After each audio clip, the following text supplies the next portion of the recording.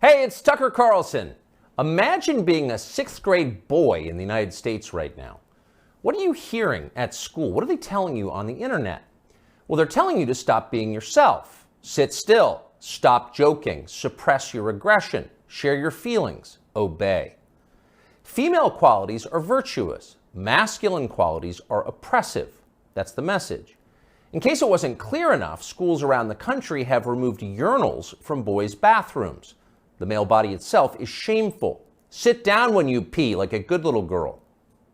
Views like this are often called feminism or woke politics, but in fact they amount to mass conversion therapy, an attempt to change the fundamental nature of people. Nothing like this has ever been attempted at scale. It's one of the most grotesque and destructive experiments in human history. What would it be like to find yourself the subject of that experiment as a boy trying to become a man during the Biden years? Well, you might kill yourself. Many have. You might decide to reject your own manhood and embrace androgyny, or even switch sexes. Girls are better? Fine, I'll become one. Or more likely, you might simply withdraw into porn and weed and video games and give up on your life before it's begun. You might retire at 19, a less dramatic form of suicide. All around us, this is happening. Noticing it is forbidden, but that does not make it any less real. So it's probably not surprising that Andrew Tate was the most Googled man in the world last year. He offers a different vision. Tate is a former professional kickboxer who about a decade ago began posting advice to young men on social media. Tate's view is that men want respect above all. It's how they're wired. In order to get respect, men must become worthy of it. They must become more impressive. Wake up early, work as hard as you can, stay sober, find God, keep yourself physically fit, don't complain. That's his worldview. Earlier generations of Western leaders might have found parts of Tate's message inspiring. Now it's seen as a threat. The media treated him like a criminal up until the day he was officially classified as one. Just after Christmas last year, Tate and his brother Tristan were arrested and thrown into prison in Romania, where they live. The Tates were held without charges for 3 months, very likely with the encouragement of the British and American governments. In June, they were charged with human trafficking. They're now under house arrest until their trial. Are the Tates guilty of human trafficking? We're not their lawyers, but it's worth noting that as of today, not a single woman has come forward to say that she was kidnapped or imprisoned or moved across international borders against her will by Andrew or Tristan Tate. It's also true that in some ways, the charges against the Tates seem inevitable, like they were always going to happen. Accusing a man of a sex crime is the fastest possible way to discredit what he's saying. Days after WikiLeaks revealed that the US government had been spying on its allies and lying about it, Julian Assange was arrested in London for rape. 9 years later, prosecutors dropped the case against Assange for lack of evidence, though somehow that fact was not as widely covered. Is that what's happening here? Again, we don't know. Jeffrey Epstein's dinner partners insist that Andrew Tate is a pervert and a criminal. Maybe they're telling the truth. Either way, we think Tate's views about men very much deserve a hearing. So we flew to Romania to talk to him. We're posting the entire interview here on Twitter because we've been assured it will not be taken down for ideological reasons, as so much of his content has been. The video is long, but if you can, take the time to watch it. Make up your own mind about Andrew Tate. Here it is. So what are you charged with? That's a really good question. I'm charged with being the head of an organized criminal group, which is in charge of recruiting girls to make TikTok videos to steal the money from the TikTok views. Recruiting girls to make TikTok videos and stealing the money. So it's really a financial crime? It looks that way. And it's very interesting because the girls who they've identified to add to the file are saying that we're not victims of anything and this isn't true. But the state believes it's true, and the state thinks that I, as a 35-year-old man, woke up. I was already extremely financially successful. I was already a father. I was already very well known. I had no financial motivation. I have no criminal record. It's not my personality profile, but I woke up at the age of 35 and decided to make girls do TikTok to enrich myself with the pennies that I would earn from TikTok views. So in the United States, I think the belief is that you were charged with human trafficking. Yeah, that's human trafficking, because what you do is you force a girl to work against her will for financial gain. That's human trafficking. And their justification for this is that girls do TikTok. Some girls I know who they found who say they're not victims have TikTok accounts. How do you force someone to do TikTok videos? I guess the prosecutor is going to have to explain that, isn't he? It's a very interesting scenario I'm in, and I'm inside of Romania, so I have to show a degree of respect to the Romanian judicial system, and I have to show a degree of respect to the situation I'm in. But the overall charge is that there's an organized criminal group. There's a group of us. I'm the head of it. My brother is below me, and we use the lover boy method to convince women to do TikTok videos to make money so that we can steal the TikTok money. So there's just to be clear, you are not accused of pandering, of pimping, of forcing women to have sex with anybody. No, not forcing them to have sex, not restraining their movement, not stopping them from living a full life, but the fact that we are somehow convincing them to have TikTok. Very interesting. I don't think... But there's no actual... I'm asking you this because I do think it's a widespread belief that you were accused of pimping. Yeah, no, that's nothing to do with any of this case. Absolutely nothing. And it's kind of scary because the crime in itself of human trafficking is a unique one, because they can ignore the statement of the victim. So the girls have come forward and said, this is insane. You've just picked us because we're near Andrew and we're his friends. But the whole idea of the crime is they can say that she's brainwashed, right? She's under duress. So you can ignore her statement. State says she's a victim regardless of the fact that she says she's not a victim. So it's very interesting because the difference between sex and rape is consent, right? Right. But they remove all of that. They're like, nope, you're a victim. No matter what you say, we're deciding you're a victim. And they've chosen them. And of course, these girls do nothing pornographic. They've never had sex with anyone, nothing to do with that. So they've picked TikTok. So it's scary. Imagine you're a full-grown man anywhere in the world today.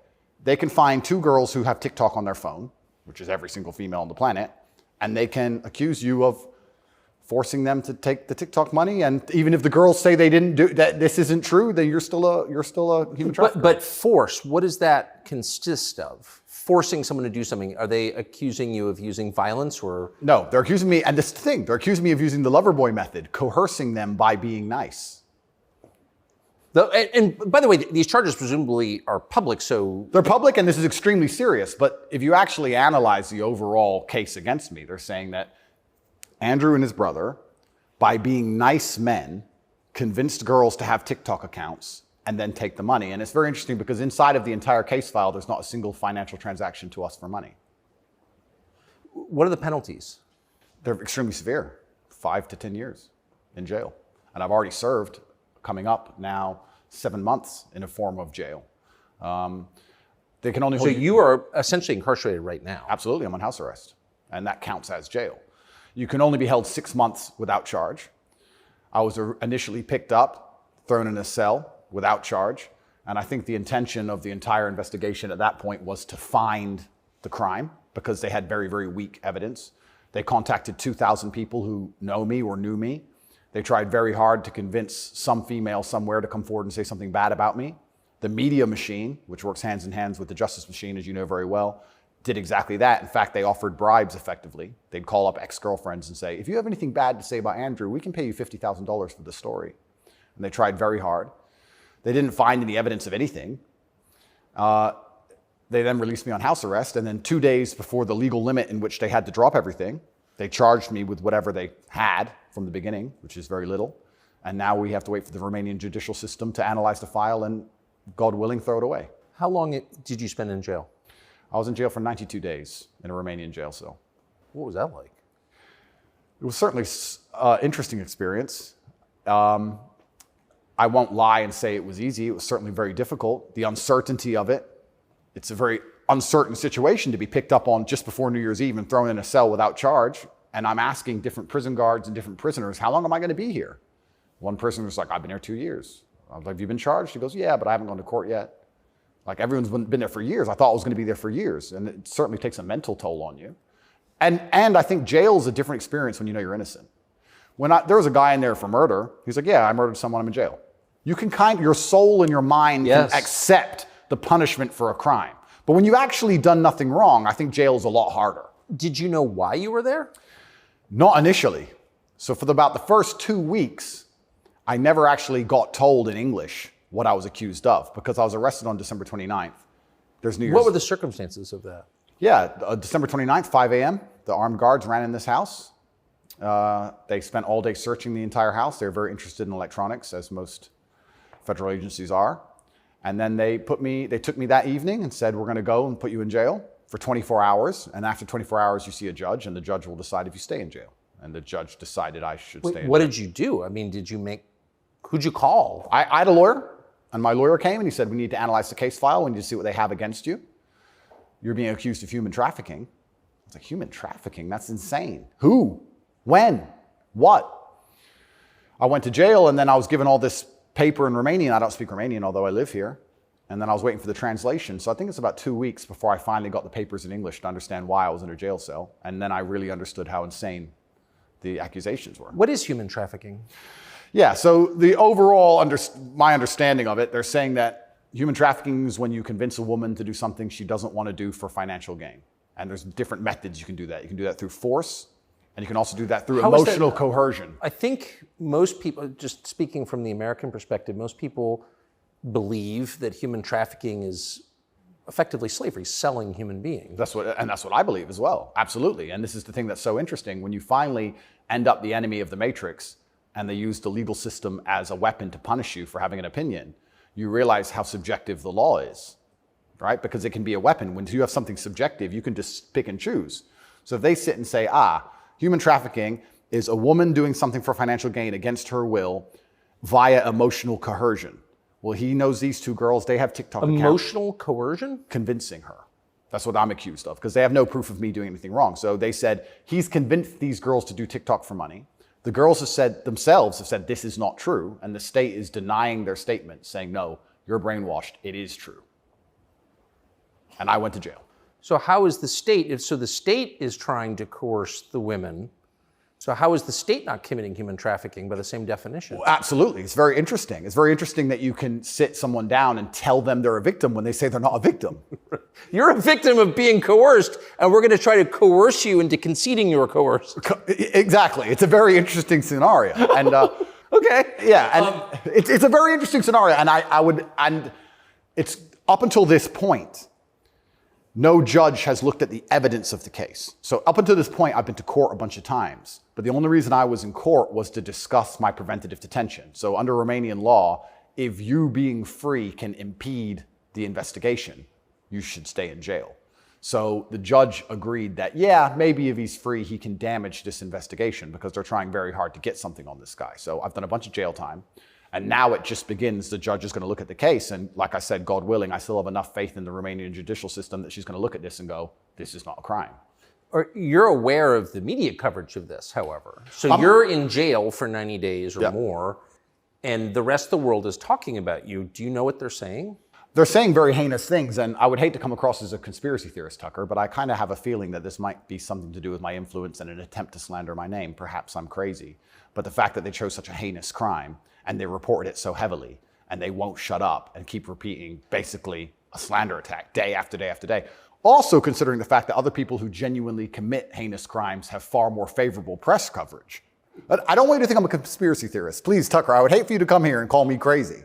Yeah. But something very strange about it, and I think What, when Jeffrey Epstein's friends call you immoral? Yeah. The goal of it is certainly to slander my name, and I like to see it as a litmus test. I like to see it as an intelligence test. Anybody who wakes up and looks at me and goes, he's a human trafficker because of TikTok, they're fully gone. So, but from the West, just to defend the average news consumer in the West. Sure. Andrew Tate, kind of an outlaw. Yep. Lives in some palace in Romania, wherever that is. Yep. And Romania sounds like the kind of place where human trafficking is like the main industry. A lot of it happens here. That's what's so crazy about it, right? What's so crazy is if they really wanted to find a human trafficker, I think they could probably do it quite easily. But they managed to get me. That's certainly the perception. But it's one of those charges that kind of sells itself. Oh, absolutely. And it doesn't matter if you're found guilty or not, right? You're a human trafficker forever. And but I do think that public consciousness is changing. I think with things like there's been some very large court cases recently involving some very famous people in which women were caught lying, trying to slander men's names for rape and these kinds of things. And I don't think people believe it anymore. But that scares me to a degree, because I think that the typical weapon, the standardized playbook, is now failing, and I don't know what the new playbook's going to be. It's almost like better the devil you know. You're too famous, you're too successful, we don't like you. Call him a rapist or a human trafficker, put him all over the news, slander his name, try and wreck his life. Now that nobody believes it, what's the next move? What are they going to try next? Wouldn't it just have been easier to commit like a massive financial crime and defraud people of billions, come up with like a fake cryptocurrency, call it like, I don't know, FTX, or just give a name to it. Yeah, something random. You know, steal billions and get your parents involved and buy a bunch of real estate in the Bahamas, and then like you'd be sort of a hero, right? Oh, absolutely. And I would have certainly made a lot more money than TikTok, because I don't think TikTok even pays you for views. And if it certainly does, I never got a single transaction from it. So it's a very interesting scenario. But if I was accused of a financial crime, my name would not be slandered. So of course not. You have the presumption of innocence. So just back to the jail thing. So you're in with your brother. At the beginning, I was not, but towards the end, I was, yeah. What did you do all day? It's a good question. I looked at the wall, stared at the wall, smoked cigarettes, lots of push-ups, read the Quran.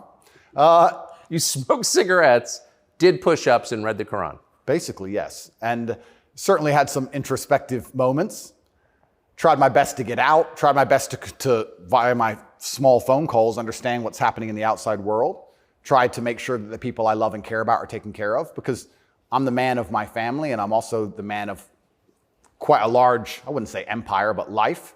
And there's a whole lot of people who rely on me. You know, you have staff and families, you have children and families. I know the feeling, yeah. So when you're plucked from that, it's kind of strange. You're in jail and you're concerned for yourself, but your primary concerns are also all your duties as a man. I have duties as a man. I don't want children to starve. You've got a whole tribe. I've got people to pay. So it was very, very frustrating, constantly trying to make sure everybody else was okay and feeling helpless. That's what hurt me the most. I was trying to make sure everybody I love and care about was fine, and I wasn't as powerful as I should have been. And that was very upsetting. And especially if they were going to keep me there for years, I was having serious concerns about how I can feed the people I love. Did you ever come to the edge at all? No. I certainly had some days I was less happy than others, but I made sure that my mindset was built in a way that I could always be doing something constructive. And also, I think you get what you give in life.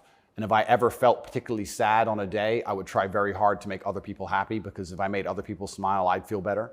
So even the dinner ladies or the prison guards, I'd try very hard just to make people smile. I know it sounds silly. Some of the prison guards were more open than others, but there was a couple prison guards who were ice cold, who didn't want to say a word to me, and were like, "Hey, bro, your hair looks amazing," and he just stare at me like he wants. Shut up. But I just try my best to cheer people up, to cheer myself up, and as a man, all you can do is just find the resolve to continue doing the best you can in the current circumstance. So, what were the other prisoners like?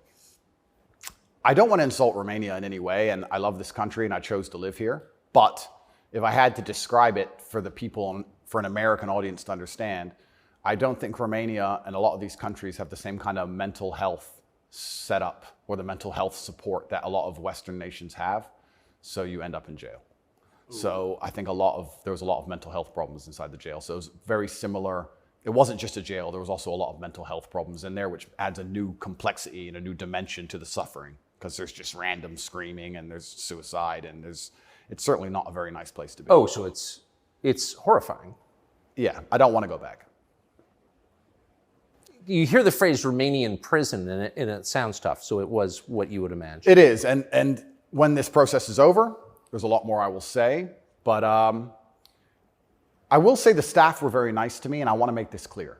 I want to make it very clear that all the staff in the jail were very professional and very nice to me. I would almost say that they believed I was innocent, and they understood that I didn't belong there. There was a semi-apologetic vibe to the way I was treated by the guards, if that makes sense. Yes. They understood very well. I don't think anybody, like I said, with a functioning brain believes that me at the age of 35 decided to steal TikTok money and ruin my entire life without financial motivation to girls who say they're not victims of anything. I don't think anybody with a brain. Well, the fact that you're not accused of a sex crime or of violence, which I think most people don't really understand. Yep. And they can look it up. Yep. I mean, but you're not actually accused of rape, Correct. selling anyone, Correct. pimping. Correct. Okay. That right there raises a lot of questions. Well, yeah, and this is the thing that's so interesting because I'm accused of using a method of human trafficking called the lover boy method. So how that would traditionally work is a man would meet a girl, become her boyfriend, take her to another country, turn her into a prostitute, say I love you, like pimping. Of course. But they're saying, because all my conversations with these girls are very nice, they're saying that I use the lover boy method to convince them to do TikTok. And once again, I never made a penny from TikTok, and I have no interest in girls' TikTok's accounts, and I've never made any money from TikTok in my life. So that raises the question. So that right there, I think, I mean, we can let people assess. I'm not, an expert on the Romanian legal code, but that's kind of not the impression that most people have. Okay? And that's the media, who have made that the media have tried very hard to do that. And if I had to estimate, I think that the overall intention was just to throw me in a cell, use the media machine to drum up something real. I think that's what the goal was. So, but what's and I believe that. It seems, obviously. Yeah. One thing, I've never been to Romania before, and one thing I'm struck by is the American presence here. Oh, it's massive. Fully understand that. So there are 3 NATO bases here now. They're bustling because of the war in Ukraine. Yep. One's on the Black Sea, right below Crimea. So this is strategically important, this country, to NATO.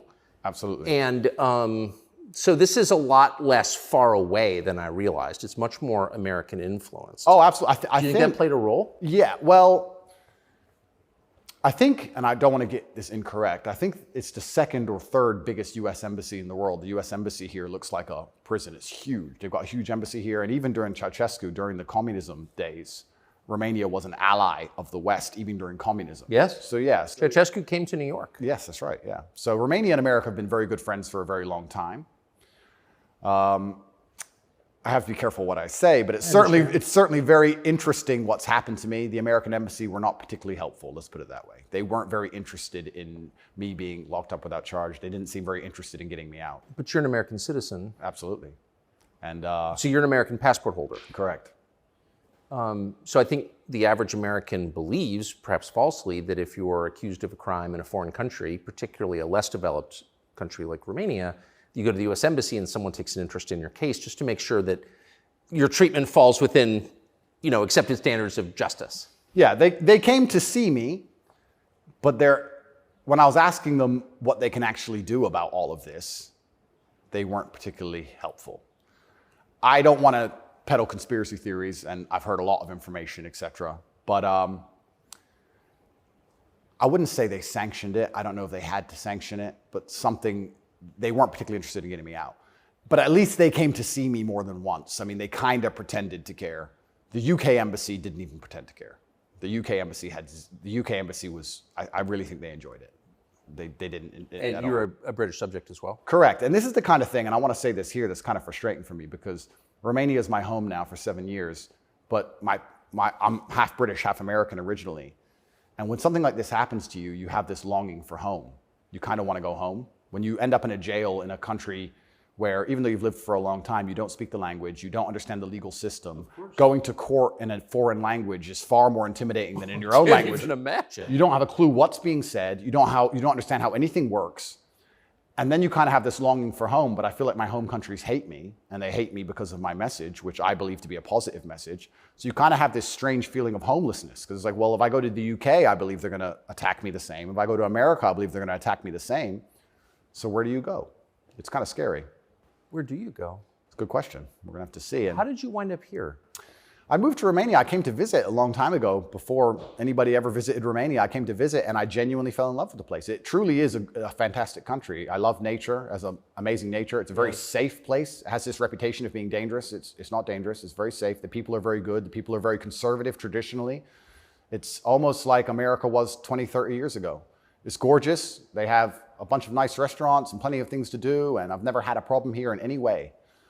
Never had any issue with the law or with the other side, criminals, nothing, until this came out of nowhere. So it's been very strange. So what is it about your message, do you think, that infuriates certain people? Well, my message is traditional masculinity. My message is to stand up and say what you mean and mean what you say. And even going to the gym nowadays is an act of defiance, because when you have a man who's built with any degree of principle, you say no to things. And I think if I have to analyze my message and why I'm so disliked by the people who dislike me, it's not the things I'm saying, it's the fact that if you adhere to my principles and you adhere to the things I say, you end up being the kind of person who will resist certain ideas. You say no. What kind of man never says no? Name a man who never says no. Men say no, right? Men wake up and say, no, I don't think that should be done this way. No, my children will not be taught that. It's no. the father's primary job. Absolutely. So when you say to men, listen, you're allowed to have an opinion. You're allowed to have standards. You're allowed to have boundaries and barriers. You're allowed to get up and become important and work hard and try hard and become the kind of man who can't be controlled. Then you're seen as an enemy. And I, especially with the massive influence I've gained, I think they look at me and go, he's helping men resist the slave programming. We don't need him around. We need to empty their brains so we can inject the slave programming and convince men to be eunuchs. Because once you're eunuched, then you're not a threat. I think I buy that. Because your message, I'm not the world's expert on your message, but I've seen a lot of it, and it's not explicitly political, actually. No, it's not political at all. And their original attack before this Matrix attack is they weaponized virtue, which is what they usually do. There's no genuine virtue inside of these people. They weaponize virtue. They find a virtue, and they turn it into a bullet, and they shoot at you. I'm sure you know very well. Yeah, I've heard. Yeah. I was a misogynist for the longest time just for saying that men should have standards. If you tell a man he can have standards in a relationship in any way, you're a misogynist. It's actually very interesting because what does that mean to have standards in a relationship? But this is the thing that's so interesting about it, because they've gendered the argument when I never did. I said as a man, you shouldn't have a girlfriend who is a liar and a cheater, and you also shouldn't have male friends who are liars and cheaters. You shouldn't be around dishonest people, yes, male or female. Amen. And they gendered it and said, he's a misogynist. He's saying that men should only act this way with women, etc. I said that men should have standards, and you should have protocols that you're prepared to accept, and you should have hard parameters. And if a woman doesn't want to adhere to those parameters, that's her decision, and it's her prerogative, but you don't have to stay with her. Why should you? What's wrong with that? Well, that's teaching men to say no. They don't want men to say no. So are you arguing that it's better to be with a virtuous woman? I think so, yes. I know that's crazy. No, I'm serious. I mean, that seems I like am, Tucker. I don't want to. That seems like good advice. I don't want to come across as extreme. But yes, I am. And what's actually funny is I really believe most of the things I'm saying were accepted by absolutely everybody 15 years ago, 10 years ago. And now it's public enemy number one. And it's because of the mass influence I have. At one point, I became the most Googled man on earth. At one point. And it's a scary situation I'm in. But if you're arguing that it's really important for a man to find a good woman, a decent woman, an honest woman, that's the truest thing that's ever been said. I Absolutely. mean, that's the most important thing any man can do. I mean, I can just tell you firsthand. Oh, thank you very much. Married 32 years, that's the most important thing. And you think saying that angered people? Absolutely, because I'm arguing the only way to do that is via masculine excellence. I'm saying in the world we live in today, it's hyper-competitive. And if you want to be the kind of man that has the choice of women to choose a good one, you need to be an excellent man. It's no longer acceptable for you to just be an average Joe or below average. You have to get up and you have to work hard and you have to be smart and interesting and you have to be charismatic and make some money and be in good shape and you have to try very hard. And unfortunately for them, if you follow that path as a man and you become successful in those realms, you end up being the kind of person who resists enslavement. You become the kind of person who wakes up and says, no, I don't believe in that. That doesn't make sense to me. I can't imagine a better message than that. If you want a good society. So then you have to argue and sit and say, do these people want a happy, functioning society or do they want something else? What do you think? I think that I would never kill myself. And I also... Just throwing that out there? Yeah. And I also think that when you want to conquer a society, you kill the military-age males. That's what you do. That's the first thing they've ever done. They walk in and all the men have to have their throats cut. They can't perhaps do that, but they can certainly cut your balls off. And then you can't resist. And I think there's certainly a movement to ensure that there's very little resistance left inside of the number one demographic which is required to resist oppression, which are military-age males. And they don't want those kind of people waking up with any kind of self-respect or standards or to say, no, I don't accept this. I do not need a ninth injection. They don't want that. They want you to sit and say, I don't need it, but the news said so, so oh well. So in the one interview that you and I did, you had a line that I've been thinking about ever since. I thought it was so interesting. I'd never thought of it before. You said that a lot of people went along with the vax and that you didn't judge them because facts change. But now that we know that a lot of what we were told was wrong and some of it was a lie, it is a requirement of your own dignity, of your own self-respect to say so. Completely. And people should apologize. I really do believe. And I have nothing against the people who fell for the propaganda, fell for the programming, and took the vaccine. Yes, I agree. Fine. But you should wake up and say, I was fooled. I've learned my lesson. I will not be fooled again. But if you were fooled by the MSM and took the injection and you continue to be fooled and you've not self-reflected and you've not realized that they lied to you the entire way and you now believe the new bunch of lies that are all over the television, then there's something wrong with you. Or you don't care that you were lied to. You don't care that you were lied to, because I think a lot of this is actually genuinely cowardice. I think it's a very easy worldview. The life is easier if you accept the news tells the truth. Yes. Everything they want me to believe is true. Everything's nice and simple. Good guys, bad guys, doop-de-doop-de-doo. And if you want to actually wake up, it takes a degree of bravery, because then you have to destroy your entire worldview, everything you've ever understood and everything you're told, and you have to really look at the world and go, oh, this is a mess. And that takes bravery. And once again, that's why they don't want men to be brave. They want you to sit there and go, oh, it's easier if just, CNN said, so it must be true. And it's cowardice. And they're trying to instill cowardice in all of us. That's what they're trying very hard to do. And I think even just me as a person, the people who hate me, my detractors who dislike me so much, even if I say nothing, I just turn up, big, bald, strong, fast car. It's just me. I'm like the enemy to them, because I symbolize men who don't comply. And not don't comply in a negative law-breaking way, but don't comply if we don't agree with that or we don't see common sense in that, we're going to politely decline. And that's simply not allowed. What's it like to have the prospect of prison hanging over you? I think that I like to believe that this is a test from God. I like to believe that if you become the most Googled man in the world for saying that you have mental resilience, that God is going to make sure you don't have that degree of fame without testing you. I like to believe that God comes along and says, yes, I've allowed you to become the top G. We're going to see if you really are the top G. I believe that's how the world works. It's certainly intimidating, especially knowing you're completely innocent. But I believe it's a test, and I believe it's my job to pass the test for my ancestors and for people watching over me and for God. And I think I have to do the absolute best I can possibly do in the scenario and the circumstance, regardless of whether I win or lose. I still believe I'm going to win because I've seen the case file and I've seen that no laws have been broken. But even in the very unfortunate circumstance that this matrix attack goes deep enough to throw me into a jail cell, I think I should handle it like a man.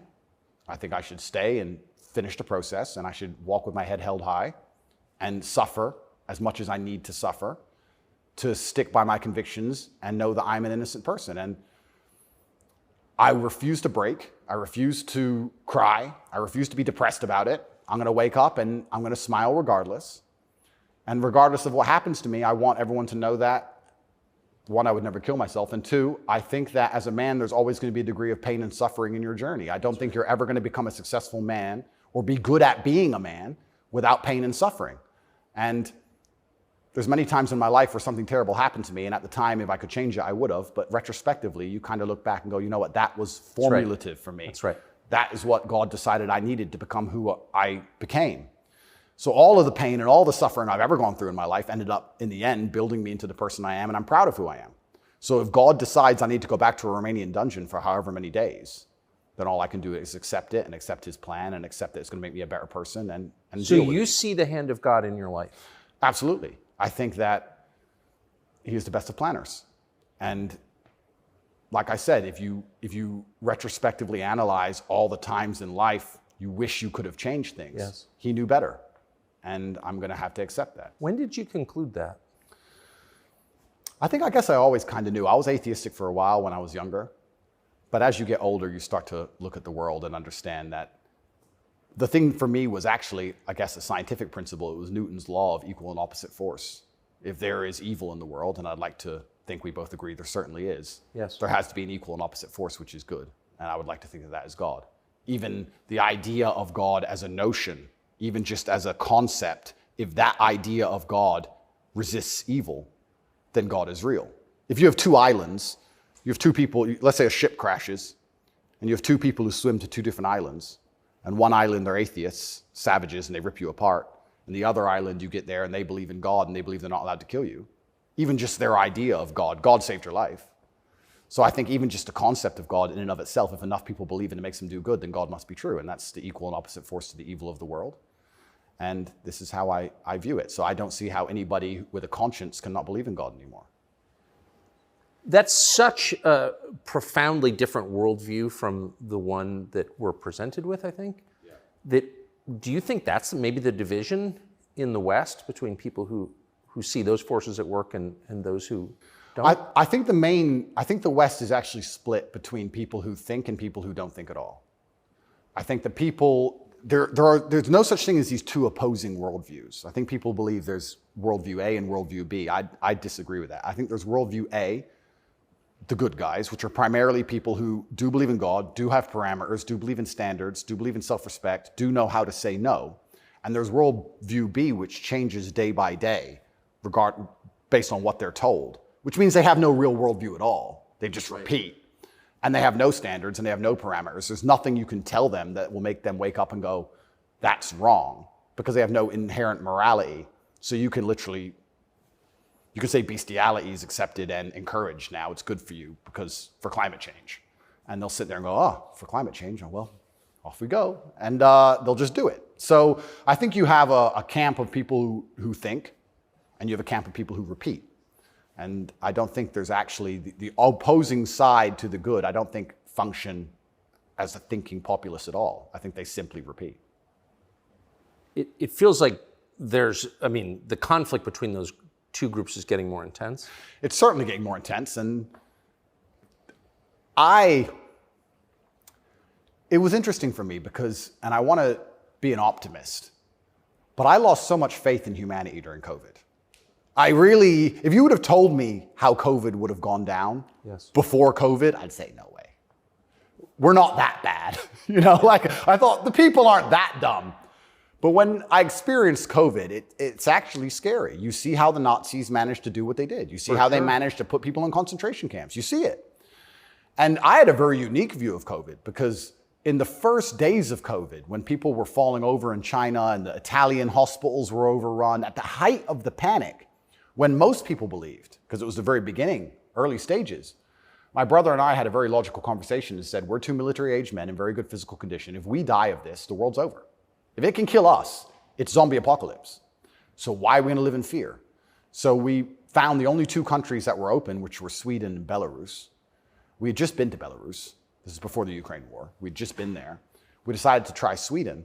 So for the first 3 months of COVID, during the height of lockdowns, when Florida was closed, when it was absolute... I remember. Yeah, when it was the craziest lockdowns globally, me and Tristan are in Sweden in absolute freedom. They had no restrictions, no masks, no vaccine passports, no social distancing, nightclubs are full, restaurants are open, perfectly complete normal society. Nobody talks about this anymore. Nobody talks about, wait, Sweden never did a thing. Everything functioned perfectly fine the entire time. And they don't have it. Where's their where's their illness of their winter of severe illness and death? Yes. They never had one. It's a cold country. Never had one. So we were living in Sweden, living completely normal lives, seeing the internet and seeing this insanity. And we're like, well, surely if we just put up a few videos of us partying in Sweden in nightclubs, this will wake people up. People ignored their own eyes. That's the scariest thing about everything, is that they can get to a level where, with the media machine, where people will genuinely ignore their own eyes. I don't understand how you can get people so brainwashed that they will see that the sky is blue, and then they'll watch that the sky is green, and then they'll look at it again and go, the sky's green. It's crazy to me, but COVID proves they can do that. And that's why the war is getting so intense, because the principled people are saying, how can you still believe in the things that you're saying? Here is all the logical, empirical evidence that that is a lie. But these people are ideologically brainwashed, and they don't want to take enough. They don't have the bravery it takes to wake up and accept that they're being lied to. So they'd rather just, to the end of time, repeat what they're told. And it becomes more and more intense as it becomes more and more ridiculous. That's so scary. As it becomes more and more ridiculous, the more intense both sides get. Yes. Right? So what the future holds, I'm not entirely sure. But I like to believe, even my current charges, I found solace when I was in jail, that the thinking people are looking at this going, something about this doesn't seem right. Well, I mean, it is a little bracing. I mean, when I discovered, I was sympathetic to you already, but a man's accused of human trafficking. It's worth finding out what he's accused of. Sure. And when I discovered that there was no actual human trafficking charge, that's not actually human trafficking. I don't care what you call it. Yep. You weren't even accused of buying and selling anyone. Then the next conclusion you inevitably reach is they don't like the guy, they don't like his views, which is fine.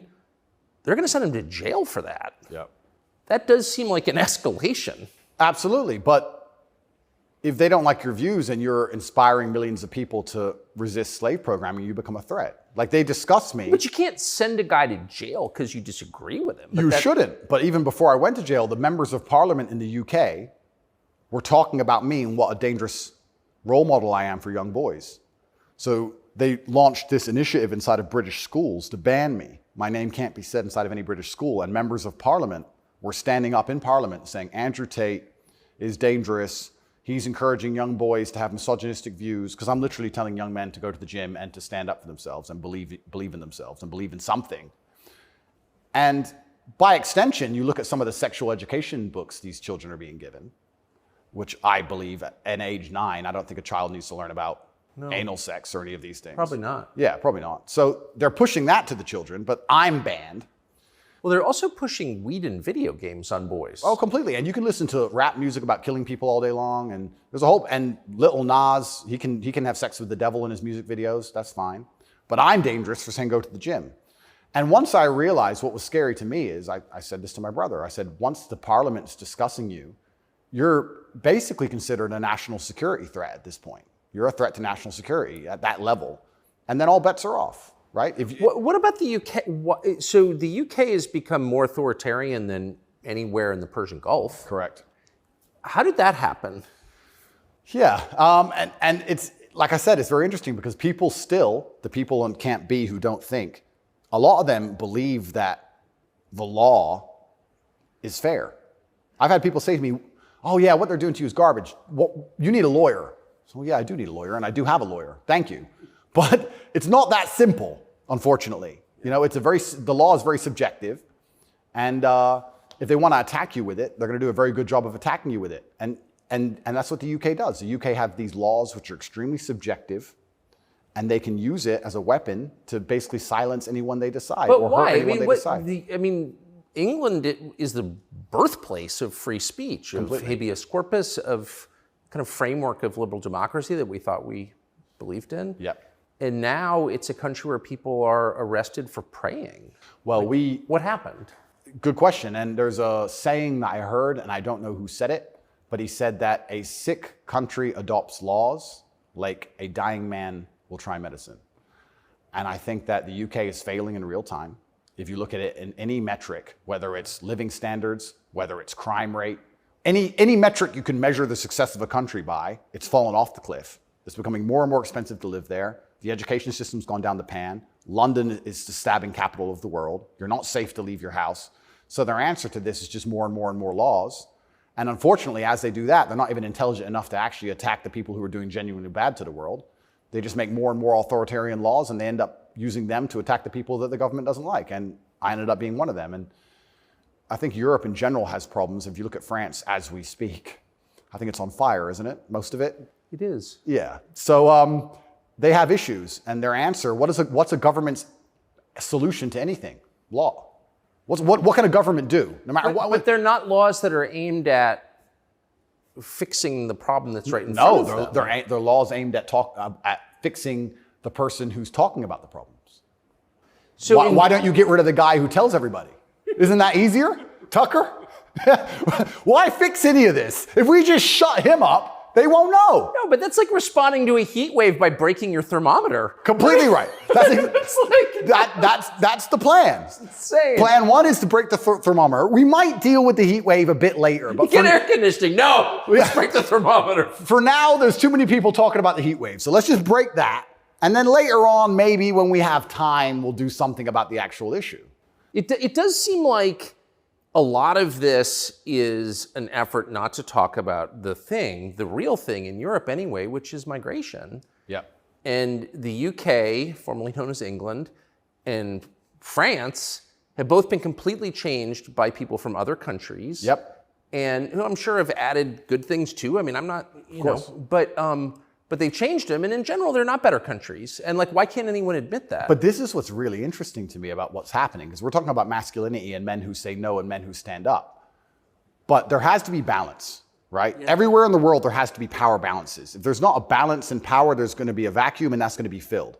If you neuter the native population of men, if you destroy their mentality to resist, if you tell them that every single thing about them masculine is wrong, and you basically feminize and unicate them, turn them into eunuchs, and then you import high testosterone men from the third world who don't believe any of this garbage, who grew up in a society where they understand the only way to succeed is to be a fearsome predator to a degree.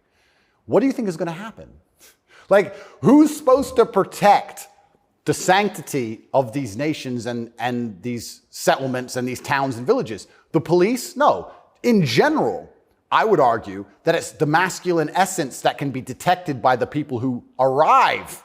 I guarantee if you were to put a bunch of these migrants in Sarajevo or Moscow, they behave themselves.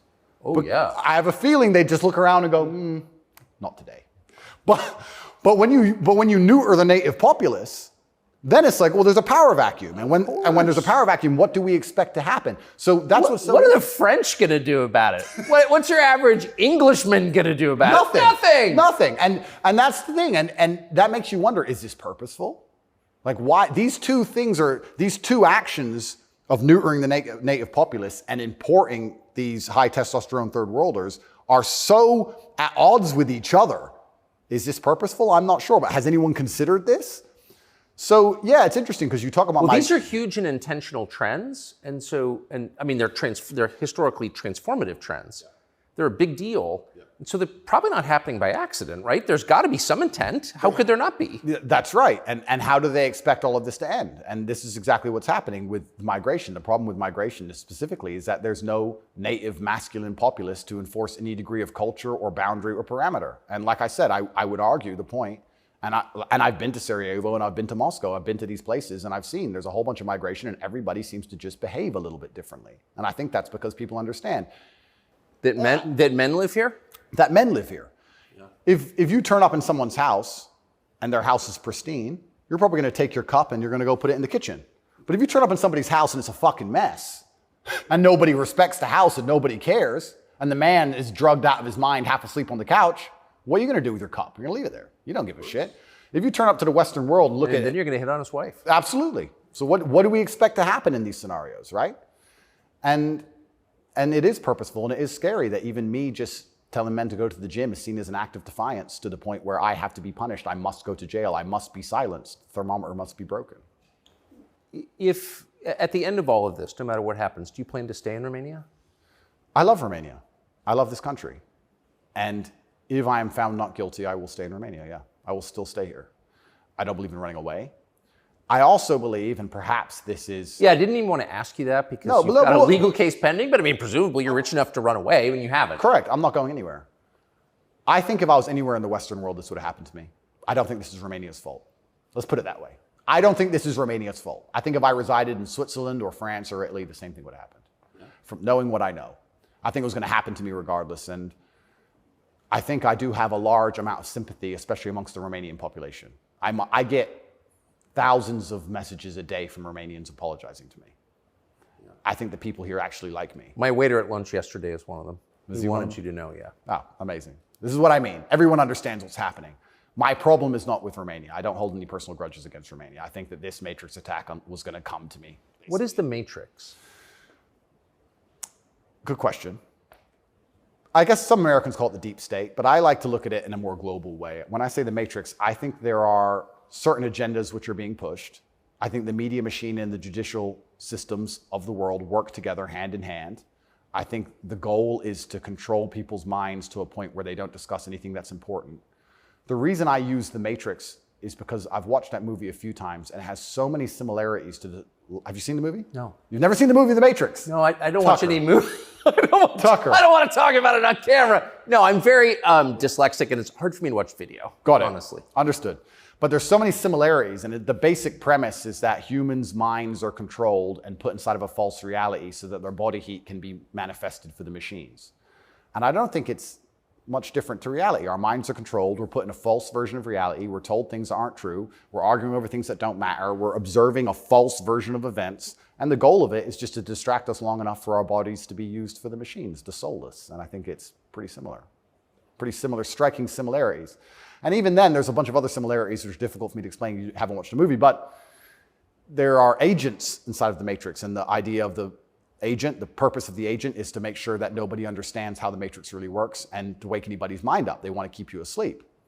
And any person can become an agent at any time. If they're not unplugged, if their mind is not free, they can become an agent, and their job is to keep you asleep. And you see agents all the time. COVID awoken me to agents. When I would sit and talk to somebody and they seemed perfectly rational and normal until I mentioned COVID, and then they'd fully change. No, it's dangerous. No, what do you mean? What do you mean? Are you crazy? My grandma got sick. And they became an agent instantly and started repeating the news to me. And I was like, your grandma got sick. How old is she? 97? Interesting. Oh, I better lock myself in my house then. Dumbass. So agents exist and the Matrix exists, and I think most people's version of the world is a false one. The idea and the world that most people have in their mind and how society functions and how all these things function, I genuinely believe is completely false. I think they've all been lied to. I don't think anybody understands how any of the world works. And I try and use some very simple, very simple analogies to wake people up.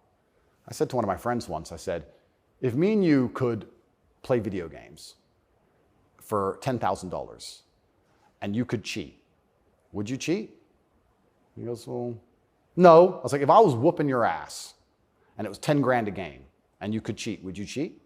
He goes, yeah. I was like, all right, so you accept that people cheat to win in a video game for a menial amount of money. You think they're not going to cheat for something that matters? Yeah. I think this they're not going to cheat for something important? You understand what I'm saying? Oh, yeah. Yeah. So, how about to get the most important job in the world, President of the United States? I would never kill myself. I mean, people kill each other over insurance fraud. You don't think, right? Yeah. Yeah. So when you actually understand how the world really works, what was really interesting? I remember there was this big military coup in, was it Myanmar or Burma? One of these, there was a big military coup like a year ago or something. And nobody really cared. They mentioned it on the news a little bit. And I looked at it and I looked into it. And they were talking about how the two political parties were almost 50-50. And then in the 90s, something changed. And now one political party just smokes the other one. And the military took over to restore democracy and all this stuff. It was very interesting, the voting machines they used. Really interesting. Something to look into. A lot of countries like that. Philippines, also true. Why do you think support for the war in Ukraine, support for Ukraine's side in the war against Russia, support for a war against Russia in the West, is kind of the bottom line issue for the people who run the US government and for the American media? Why? I mean, I guess you could argue about it, but there isn't an argument about it in the United States. There's a position, and anyone who doesn't hold it is attacked and punished. Why? Why is that so important? Well, the first thing I think we should all do is I think we should all give Putin credit for curing COVID, right? Because when his invasion happened, COVID went away. So I thought about that. Think about it. It's almost to the day. So we have to give him some credit at least for doing that. He may be the bad guy of the world, but at least he cured COVID for everybody, nearly instantly. Fair. Thank you, President Putin. I, up until this point, never really commented too heavily on politics. Yes. But I understand very well, I like to believe what's happening with Ukraine and Russia. And what I will say to the people who are watching this at home is that if you are naive enough to believe that there are good guys and bad guys in wars, and it's as simple as good and bad, and that the bad guys are crazy and the good guys want freedom, then you need to do a little bit more investigation into what's really happening. And when you look at the vested interest of any country or any person... Can I just ask you to pause and just comment? That's the truest thing, what you just said. That is and anyone who doesn't understand that should shut the fuck up. And I mean it, having seen war. Anyone who's telling you that it's Churchill versus Hitler is an idiot. Well, I'll give you an example. When my father was still alive, Excuse me. Yeah, no, it's true. When my father was still alive, my father died 6 or 7 years ago. I was a lot younger. The war in Afghanistan was going on. He died 6 or 7 years ago. How old was he? 56. Oh gosh. Yeah, he died. But the war in Afghanistan was going on. And I remember asking my dad, saying, why do the Taliban even fight and resist the American war machine? They don't stand a chance. Like, why are these terrorists even fighting against the American war machine? And my dad said, they're fighting for their way of life. They want their wife, and they want their children, and they want their society and their language, and they don't want pride flags, and they don't want American bullshit, and they don't want to be told what to do. And they're fighting to be a culture and be a people which is independent in and of itself. Like, they're not the bad guys you think they are. They're people who are like, why are you here? What do you want? We don't agree with that. That's against our holy book. Fuck off. Right? So even there's no such thing as good and bad in any war. And people. Who is your father? My father was a chess master. He worked for the CIA when he was a linguist for the CIA, and then he was American. He was discharged, and for a story I won't tell, but he was a chess master, and it's very interesting. I encourage people to look at his Twitter. He still has Twitter at Tate Terrific, and everything he was talking about 11 years ago is so important now. 11 years ago, no one cared about. We had the Donbass in 2014. People cared. Yes. People cared a bit. But he predicted the future. You want to see how chess players can see the future? Read his Twitter. Everything from LGBTQ, why they need your kids because they can't have their own, to the war that's coming and how Europe's going to have an energy crisis, to the letter. It's all on his Twitter. It's amazing to read. It's like you could tell the future. 10 years ago, no one talked about any of this stuff. Did he live in the U.S.? Yes. Yeah, he lived in America. Fascinating. Yeah, it's crazy. But he was telling me about a lot of this stuff even when I was a lot younger. And as we said, there's no good guys and bad guys. But when you have a vested interest in something, I think that people are relatively simple. You're talking about why the American government has such a vested interest in this war. Which is not good for America. Which is not good for America. So we can say it's for money or we can say it's for power. What else would it be for? What, is it really for freedom and democracy? Well, I think that's already been destroyed by Zelensky, hasn't it? So yes. What is it for if it's not for money and power? And then you say, well, who's the money and the power going to? These are logical conversations. It's a very logical thought process. I agree. You know, wouldn't it be interesting to say, okay, I woke up, I'm an American. I would never kill myself. I woke up, I'm an American. Why does America care? Well, I guess it's for money or power. There's no other reason. Okay, well, America wants to be a rich, powerful country. That's fine. Is the money and power going to America, or is it going to a select few individuals? Are those select individuals interested in me and my life? Do they care about benefiting me? Do I need to support the power grab of these select few individuals? Is that going to be a smart move for me to make, for me to have the best possible human experience? Like, this is a very logical thought process. Yes. People don't seem to think anymore. They believe that there's a good guy and there's a bad guy, and one team's completely good and one team's completely bad. One team's crazy. They often use the word crazy because to be completely bad, you have to be crazy, right? So you're crazy. He's crazy, just for no reason. Reasonless. It's insanity. I don't know if you saw Lukashenko with the BBC. Did you ever see that interview? No. Oh, brother. Please watch it. The way he destroys the BBC. I thought I did the best job, but I take second place. Amazing, amazing. But yeah, and you just have to be critically thinking. And then after you're critically thinking, you have to be brave enough. And this is the real pandemic of the world, is cowardice. You have to be brave enough to look around you and realize, everything was a trick. Everything was a lie. But why not be a coward? I mean, it's just a lot easier, right? Well, it used to be. This is the thing that's interesting. I would actually argue in the 1950s and 60s, if you were to agree with every single narrative and obey every single law and do exactly what you were supposed to do and pay your taxes, etc., you'd at least get a wife who respected you. You'd at least have children who could go to school without being indoctrinated to a degree. Yeah. You could have a nice house. You could have a pickup truck. You could have a pretty good life if you just followed the rules. Yes. I don't think that's true anymore. I think that if you are a man especially, and this is what I talk about masculine issues. If you're a man who is born and you decide to do exactly as you're told, you're going to end up depressed, in debt, working a job that you hate, with a wife who doesn't respect you, with kids who don't listen to you, in a house you don't own, until she leaves you, and then you contemplate suicide a while, and maybe you might find some purpose towards the end, enough to survive and pay your taxes, and then you're gone. I don't think a man who just follows the programming is going to find any happiness. But they don't care. Why would they? They have no interest in masculine happiness. This is another thing that's very interesting. They talk about men's mental health all the time, especially in the UK. I'm not sure about America, but in the UK, they have this big drive for men's mental health, saying that men commit more suicides. A lot more. Because it's hard to be a man. We commit more suicides, we're more depressed, we have all these mental health problems. I come along, I genuinely get thousands of emails a day saying I'm helping men's mental health, but you can't help it the way Andrew wants. You can't tell them to go to the gym and stand up for themselves and have pride. What kind of man's going to have a solid mentality and not have mental health issues if he has no pride? That's part of being a man. Part of being a man is proud of yourself. If you wake up and you're not proud of who you are and how you look and the things you say, how are you ever going to have a solid mentality?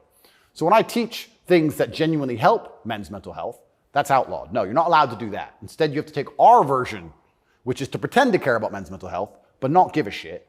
Give them a life they know they're not going to enjoy, pay taxes, and die.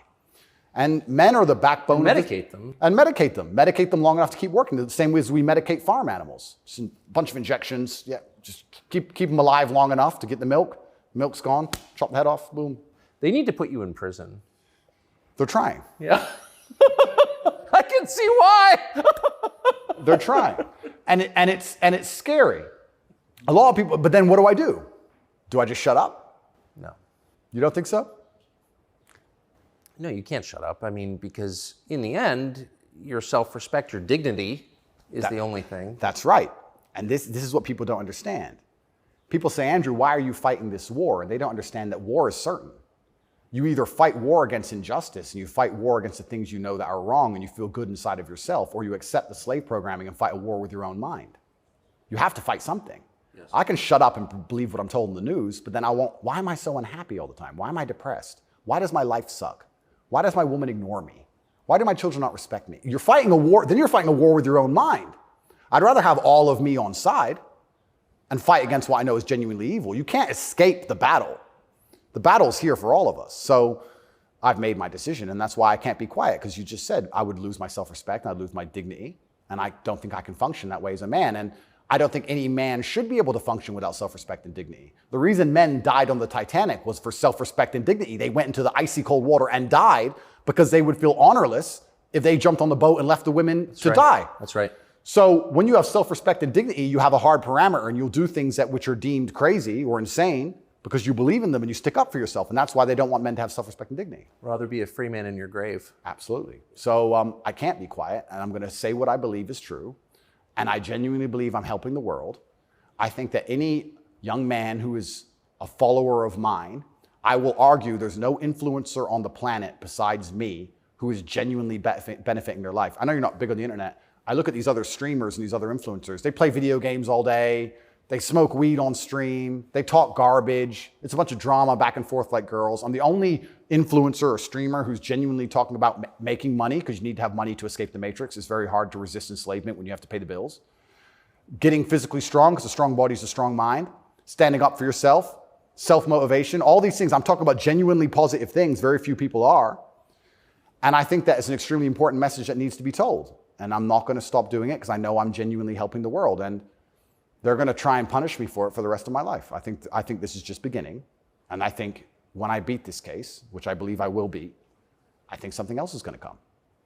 And it's kind of scary because I am a little bit afraid and a little bit intimidated by the incompetence of my enemy, because their standardized playbook is now failing in real time. The standardized playbook is the media attack, the lie, and it's not working anymore.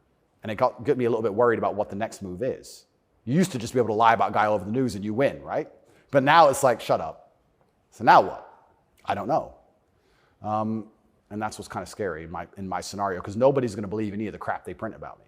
Nobody believes it. Nobody believes it. Whenever I do an interview with the Matrix media, nobody believes. They have to turn the comments off because everyone in the comments are just ripping them apart. Well, you do seem very sad on the verge of killing yourself, are you? Absolutely not, really not. I never would. And that's what you said that. I know. I have to keep saying it. I have to keep saying it because it's scary, right? But I believe you get 3 lives. I think they cancel you initially. And then when that fails, they try and put you in jail without a reason. And if that fails, there's only one option left after that. That's right.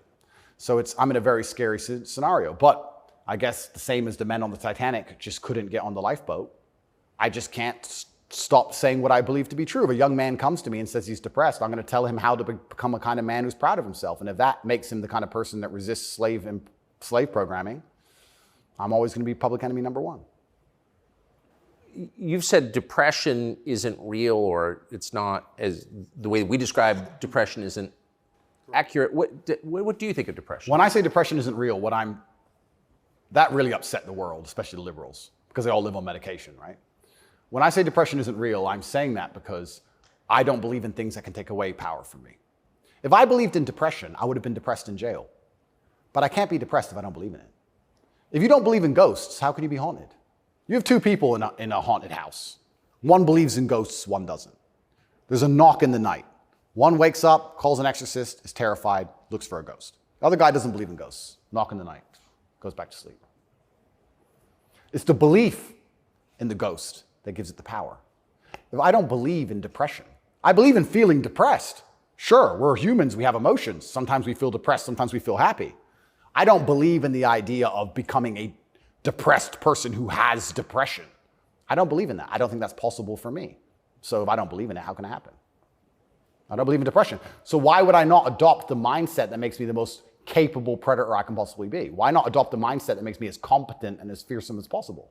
If you have to install software in your own mind, why would I not install software that makes me capable of not only driving a Bugatti and flying on private jets, but sitting in a Romanian dungeon covered in cockroaches? I need to be able to do all of it.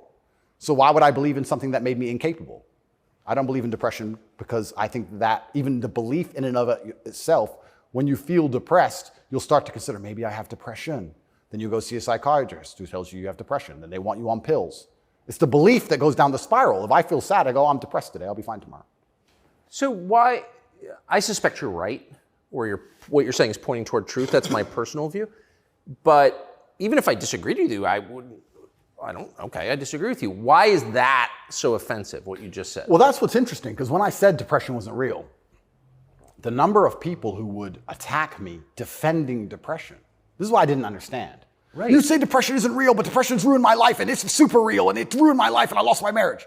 I'm like, if I told you it wasn't real, you should be coming to me saying, tell me how it's not real. Please help me with my depression. Why are you trying to convince me that it's real? Why are you sticking up for it? And why are you defending depression? And why would I adopt the thinking of someone who's sad? Why would you're going to convince me to take your worldview. You just told me your wife left you, you're fat, and you want to kill yourself. And you want me to sit here and go, with my perfect life, and go, you know what? I want to think like this guy. You're out your mind. I don't believe in it. And because I don't believe in it, it's made me the kind of person who can't become depressed. And the reason they don't like me attacking that is because depression is a fantastic way to subdue a population, right? If everybody's depressed, it's hard to have a revolution. You're depressed. Oh, they've locked us all in our houses. I don't want to go outside anyway. I'm sad, right? So depression's a fantastic tool of population control. They have no problem with you being depressed. They have a problem with you being the opposite, principled and energetic. No, you don't want principled, energetic people. That's a problem. A bunch of depressed people, easy. If you had to invade a country, would you rather the opposing army be principled and energetic or depressed? I'll tell you, I would not want to be invaded by a cheerful army. Absolutely. That's scary. They're having too much fun, right? You want them all to be depressed. So a morose army is easier to defeat. I agree. Absolutely. So depression is a defended idea. You're not allowed to even talk about it. You're not allowed to help people get out of it, right? They like the idea of a depressed population. And this is what I say to people. Now, I'm not stupid. I understand like PTSD is real. I understand mental health is real. I'm not saying that, but I say if you're an 18-year-old boy or 18-year-old man and your life is pretty much okay, bacteria didn't steal your eyesight, which could have happened. You never had a car crash and lost both of your legs, which could have happened. You're actually very fortunate. And you wake up and you say, I'm depressed. I think you're an idiot. I don't think you're depressed. I think you've been psyoped. I think you feel a little bit of depression, and you can fix that by changing your life. I think if you became rich and strong and smart and successful, and you worked hard, and you dedicated yourself, and you were motivated, and you tried your very, very best to become excellent, you probably wouldn't feel depressed anymore, which means it's not a disease, is it? So why would you, the only reason you're even saying you have depression is because you believe in it. So you're arguing for cause and effect. You're saying if you live a certain way, you're going to feel a certain way. Absolutely. And I also would argue that I think we've evolutionarily, even though I do believe in God, I think that we've designed ourselves and the human has grown into a way where if you feel depressed or sad, I think that's a fantastic trigger or a warning signal to do something.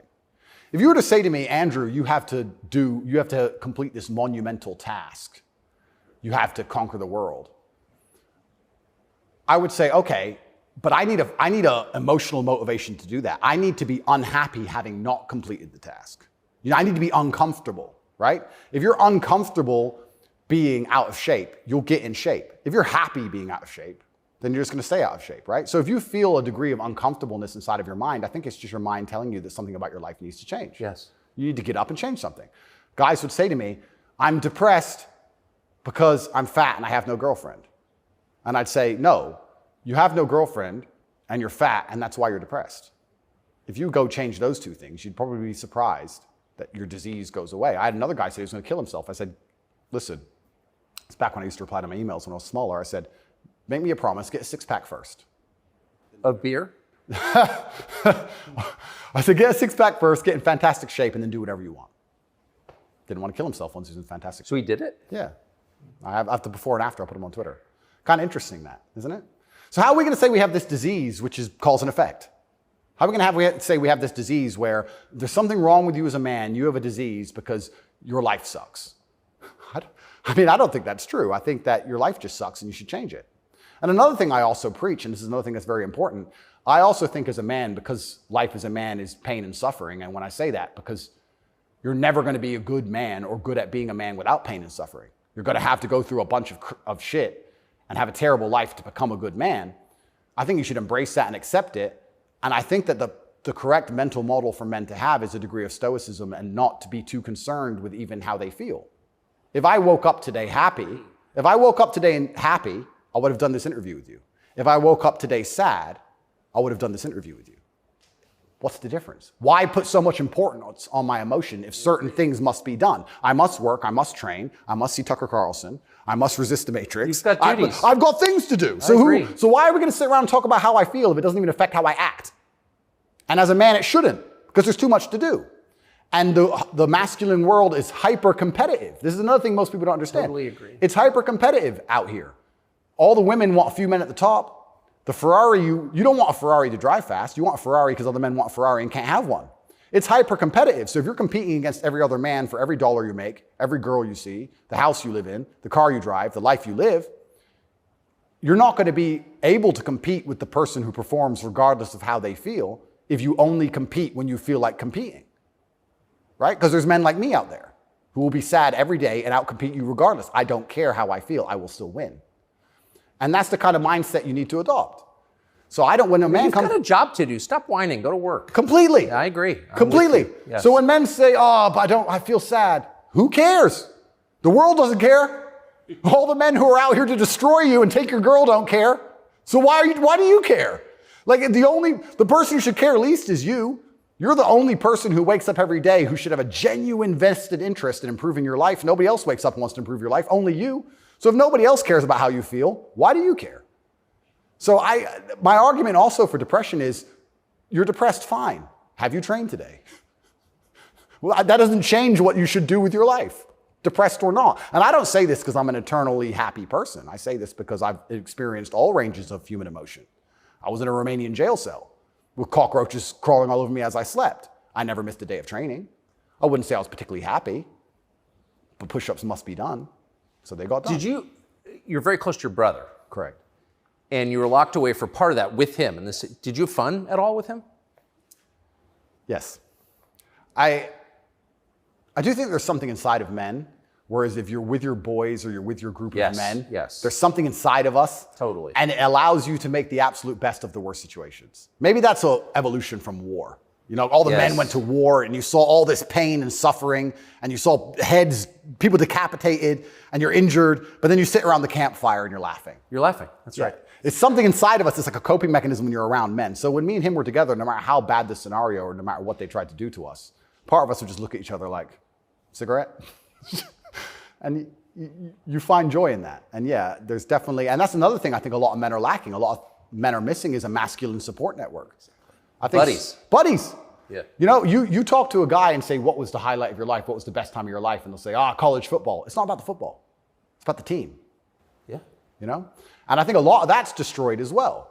Because also it's interesting how everything interconnects. When you destroy honor and principle and the masculine essence inside of men, well, now as a man, it's very hard to have friends. I wouldn't want to have a male friend who had no principles, no honors, and didn't work hard and was always crying about being sad. What do I want to hang around with him for? He's a loser, right? So then your support network's destroyed. And I think that men have always needed that since the dawn of time, and I think that's gone. But they don't have friends. Men, especially middle-aged men, have no friends. Absolutely, because they've been told that to give them all away and do as the wife says, and then she left him. No wonder he wants to kill himself, wouldn't you? No wonder he's depressed. It sounds like the worst existence ever. And now we're living in a world now, especially, where everything is hyper-competitive, especially the sexual marketplace. Like if you're a 52-year-old, overweight, average income, no fame dude, and you have to find a girl, it's going to be pretty difficult to find a good one. It's going to be very hard. So we're like, of course he's lonely. Then, and his kids don't respect him. They're busy. Like, of course he's sad. Like, it's actually heartbreaking to discuss. It is heartbreaking. It's heartbreaking. But then how do you prevent that happening? Well, then you need to be a man of honor and principle and make sure that you keep your support networks and make sure that your woman does respect you. And a woman's going to respect you when she sees other men respect you. Yes. And they're only going to respect you if you respect yourself. But to respect yourself, you have to be the kind of person who says no. What do you think of porn? There's been some statistics, there's been some studies done. Most men or less men are having sex than ever before. I've seen that. Yeah, and what is that? Well, that's an extension of the fact that masculine virtue is being destroyed. That's the thing that's interesting about all these things. They psyop, especially men, they say, listen, women want a feminist man. Women want a man with no moral principle who would make sure that there's a conversation about who should fight the burglar when your house is broken into, because equal opportunities, equal rights, of course. Don't presume just because you're a man that you should defend her physically. Of course not. That makes you a bigot and a misogynist. So they convince men to adopt these virtues in ways. And of course, women, by and large, dislike them for it. So now as masculinity is plummeted, a whole bunch of men are simply not having sex anymore. And then they become addicted to porn, which is cucking, effectively. I mean, two people are having sex and you're just watching it. and it's become a, yeah. Good point. I mean, and it's become a pandemic, right? So men are replacing genuine sexual relationships with just the computer screen and porn. And it's becoming a very, very big problem. And that's also exasperated by the fact that I think the sexual marketplace has become globalized. This is the thing I say to young men. A lot of men come to me with problems, and my only answer to them is masculine excellence. I say that in the world we live in today, being a normal man or below normal is going to be terrible. You have to be an exceptional man because the sexual marketplace, especially, even if you just want to find a wife, is globalized. In 1955, if you met the hot girl in the Nebraskan town, she was the hot girl in the Nebraskan town. If you meet her today, she's being offered to go to Courchevel and go skiing in France, and she's being offered to fly to Dubai. And there's millionaires who can just fly her anywhere and give her anything she wants. And who are you? Right? It's getting harder and harder as a man to even find the most basic human function of reproduction. Even to just find a woman you can reproduce with, it's becoming more and more difficult. You also couple that with the fact that they've destroyed morality in women also. So when you destroy the morality in men and you destroy how a man should act, and then you destroy how a woman should act, you're both going in the opposite direction. Most women out there are very happy to share a man who's just rich and famous, and they don't care. It's right? interesting. So if you're the normal guy, there's this rich famous guy with 30 girls. That's 29 dudes who are lonely.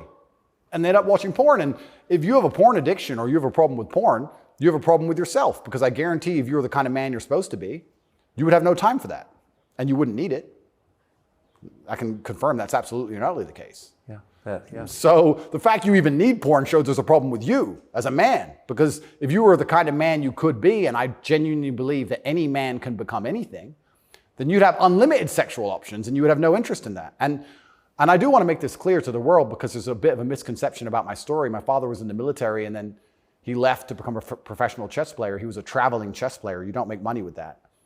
My mother and father broke up at age 9. We moved to England purely because you get more help from the state. I was raised on welfare in Marsh Farm, which is the worst area of the worst town, Luton, with the highest crime rate. I went to a school with a 4% pass rate, single mother household effectively.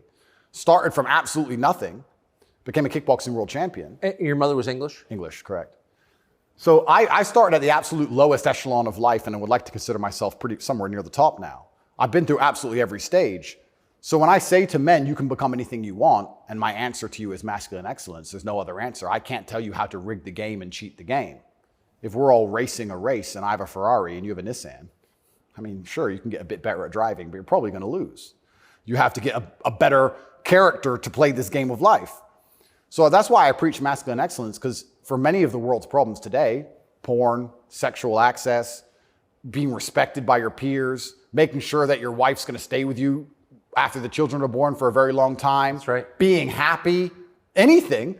It all comes down to who you are as a man. The only answer is masculine excellence. There's nothing you can do besides hard work, accept the trauma and pain and suffering, and work harder than everyone else around you worked.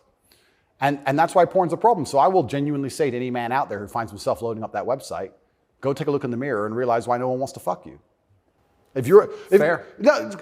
And I said this to guys before. If you were a girl with all the choices she has, would you choose you? Think about it. And if you're honest with yourself, a lot of these guys, if they look in the mirror and go, you know what? No, I wouldn't choose me. Work out why and do something about it. Absolute and utter self-accountability. This is something that's also missing. I take accountability for everything in my life. Even going to jail, although it was unfair, although it's a matrix attack, although it's garbage, it was my fault. I sat there and go, what did I do wrong? How can I learn from this? Where is my part to play in this? What did I do? Because my actions are what I have the most control over. I have self-accountability for everything. If a woman doesn't want to sleep with me, I don't sit and say, women are this way, society's that way. I just sit and say, okay, why? What can I change?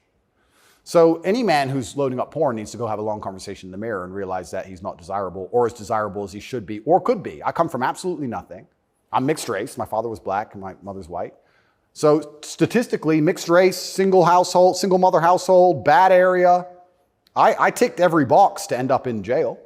I ended up in jail for the wrong reasons. I guess You fulfilled your destiny. can't escape statistics.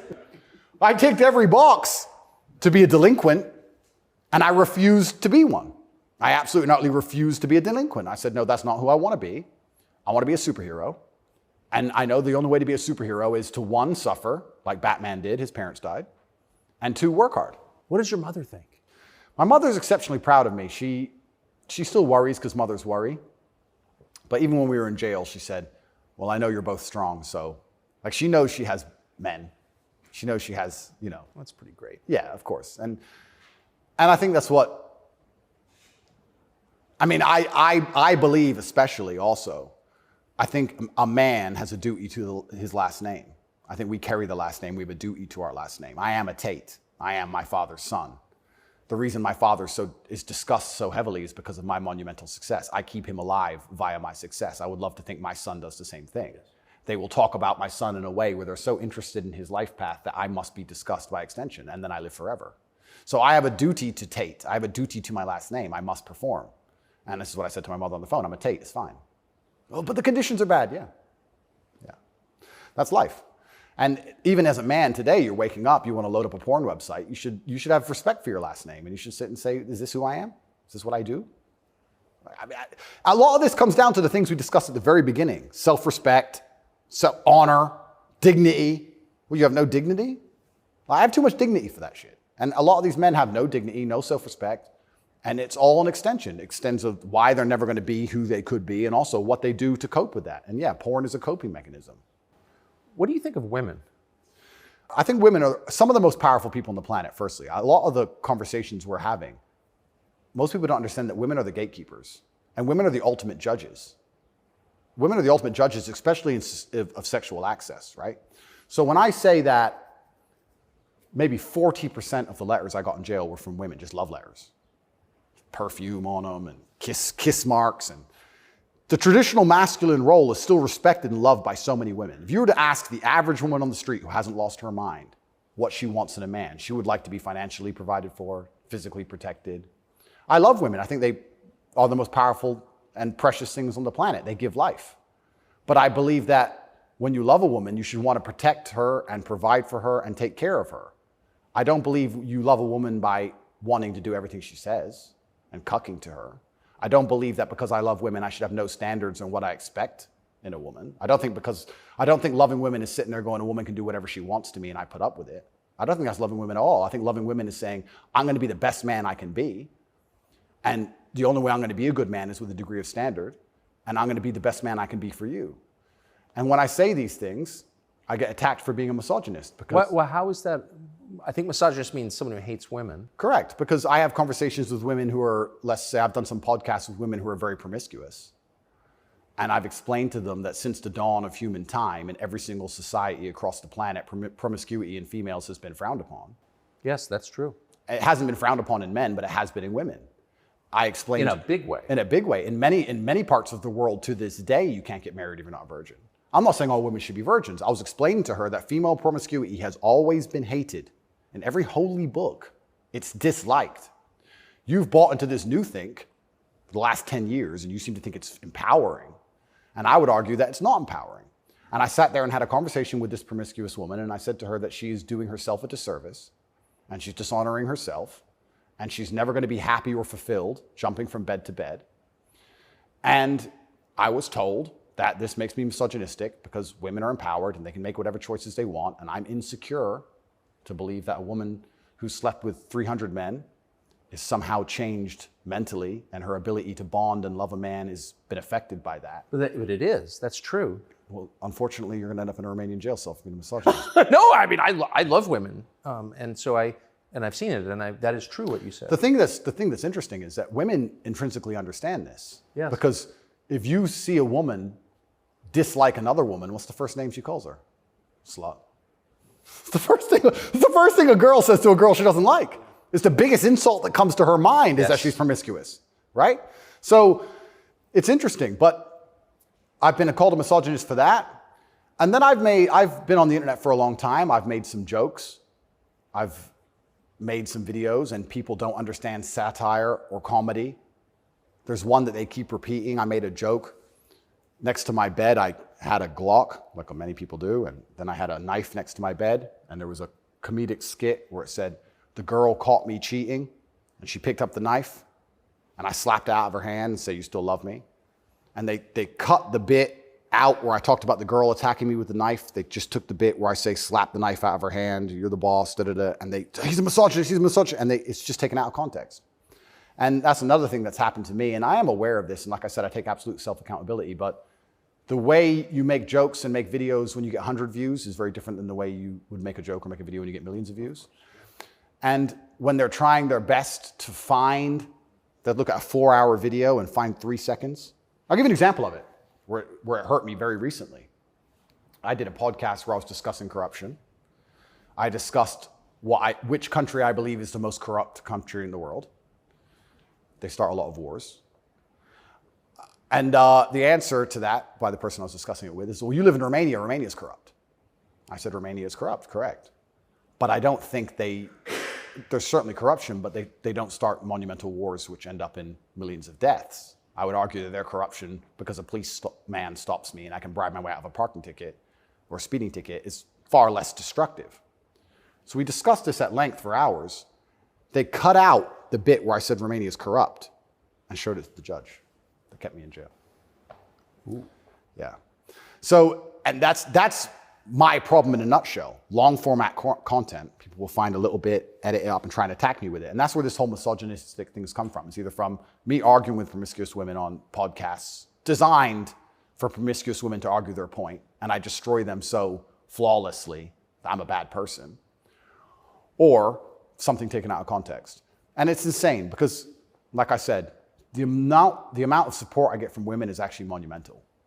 The amount of mothers who write to me and say that their son's doing better than ever. The amount of women who write to me and say that their boyfriend's doing better than ever. The amount of women who love me and just want to meet me. This idea that I'm hated by women is probably the biggest lie about this whole story. I don't want to brag, but I can assure the world that's absolutely not true. I had thousands of letters of support from women. In fact, there was one girl, never met her. She would play love songs from her car outside the jail. So she'd put the music on and play love songs. And I managed to tweet out via my cousin the songs I wanted to listen to. Whitesnake, Is This Love?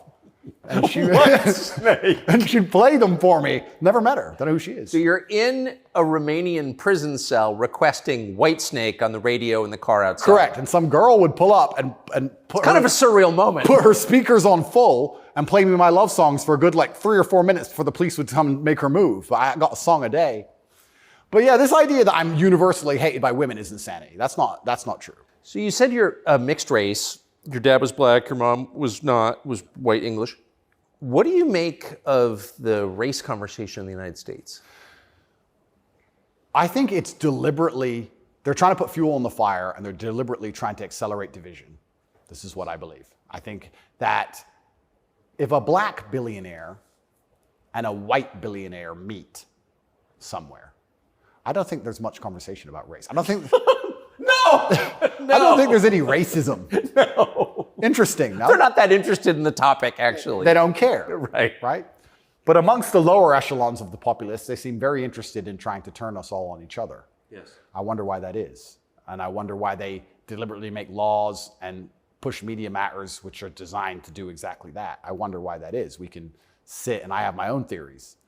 But I think what certain people in the world would be most afraid of is the white people of a certain economic class and the black people of a certain economic class shaking hands and saying, this is bullshit. I think that would be very intimidating for them. So it's certainly accelerated. And it's also very interesting because as a mixed race person, I will also sit and state, I don't look particularly black. Most people can't guess where I'm from. I've had more discrimination against me for being a straight male than I've ever had for my skin color. I've had more people look at me or have problems with me purely because of my sexual orientation and my generally masculine essence than I've ever had anybody say anything about my skin color ever. And I'll also say, if somebody has a real problem with my skin color, who cares? If someone's that ignorant, who gives a shit? Like, it's also, I do find it amazing they manage to psyop people into being so brutally offended by it. If someone were to come up to me and say, you're not white, I'd say, correct. Have a nice day. Who cares? It's amazing how they've got everyone wrapped up in this. But yeah, it's certainly accelerated. Another thing that's very interesting about it, especially in America, a lot of Americans are insulated to, I feel like, world history. Yeah, I've noticed. You know, they're like, oh, slavery, slavery, slavery. Slavery was everywhere. Every country had slaves. Arabs had slaves, the Chinese had slaves, Aztecs had slaves. Everybody had slaves. The American Indians had slaves. Everybody did. A lot of slaves. Correct. And they're like, oh, we've been enslaved. Everyone was enslaved. Unfortunately, the world wasn't such a nice place, right? And there's been ethnic divisions in every single country on earth since the dawn of time. There still is in many countries in the world today. They believe this is a uniquely American issue. And I would strongly argue that, one, it's completely and utterly not. And two, I think that if you are black, white, Asian, I think if you stand up, self-respect, work hard, try your best, turn up on time, firm handshake, don't make excuses for anything, don't look for an easy way out, no matter what your skin color is, in America or England or any other Western nation, I think you can be extremely successful. I don't think anything's stopping you. That's not the message you get from, say, Kamala Harris, who's also mixed race. Her dad was Jamaican, her mom was Indian. Yeah. But race is really at the center of her identity and her politics. What do you make of, say, Kamala Harris? Well, let's look at why they purport the idea that depression is so powerful and that you can just catch it from the sky and now you're permanently depressed no matter what happens to you and there's nothing you can do about it and you can't improve your life and you can't be a better person, right? It's that self-limiting belief. I think by also pushing this racism argument, it's also very much the same thing. I think if you adopt that mindset, if you wake up and you're a particular color, you're purple, and you believe purple people can't make it, what's your chance of making it? Zero. Yeah. Right? So that's what's so destructive about it. This is what I'll even argue when I argue this point with people and they try and say, oh, but this happens, and they pull out these statistics and all this garbage from the Matrix. I say, listen, even if the world's racist against purple people, the best thing you can do is be such an exceptional purple person that they need you they need you. The only answer is hard work. The only answer is self-accountability, masculine essence, honor, dignity, making your ancestors proud of you because you hold the same last name as them. The answer is the same regardless anyway. But when people like Kamala are pushing this racism agenda, they're trying to say to people effectively, you'll never be anything. And you don't stand a chance of ever being anything. And I think that makes people who aren't anything feel a little bit better about themselves. It's cope. And that's the only fans she has left, are losers who she's told it's okay to be a loser because there's no way you could have not been a loser. And I will argue you could have been something a lot more than that. And you shouldn't listen to anybody who tells you you're not going to be a loser. If someone were to come to me and say, Andrew, you're mixed race, you're from a single mother household, you're never going to be rich. I'll say, watch me. I don't believe you. I don't believe you. Who are you? So everything she's saying is, one, wrong. Two, it's destructive to believe in. Three, I think it's her last hope at having any kind of fan at all because she's largely incompetent. I don't think I've ever heard her put a compendious, coherent sentence together. And perhaps also, maybe that's the reason why she leans so heavily on race, because she's not impressive or competent. So she can say, oh, but I'm this color and I did it, instead of actually talking about how good of a job she's doing. Because if you have to discuss that part of her career or that part of her current life path, I think she'd be in a lot of trouble. I want to show you video of Joe Biden's challenger for the Democratic primary, Robert F. Kennedy Jr.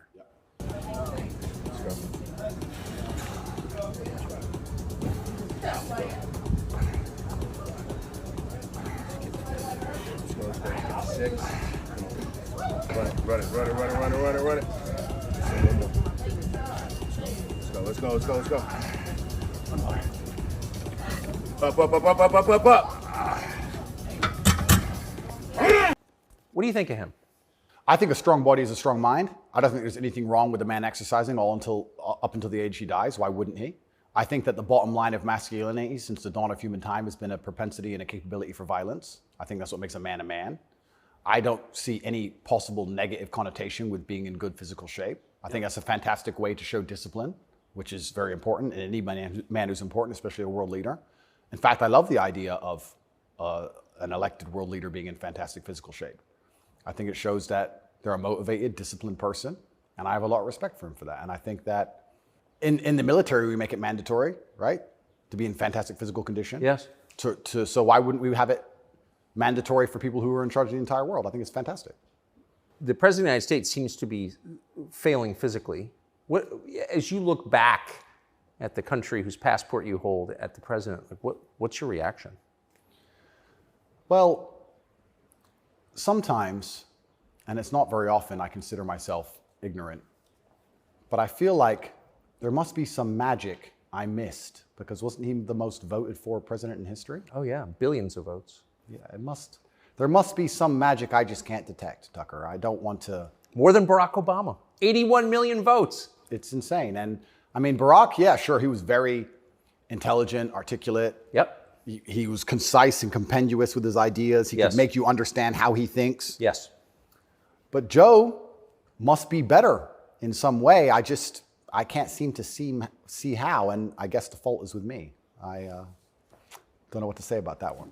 It's one of those lies that's so ridiculous that you're just like, okay. He got more votes than Barack Obama. Shut up, he did. Shut up. Excuse me. I want to get your take. This is sort of small ball, but it I think tells you something about a larger trend in the United States. This is a state senator from the state of Wisconsin in a public hearing recently saying, in a discussion on a crime bill, fuck the suburbs. Here she is. Fuck the suburbs.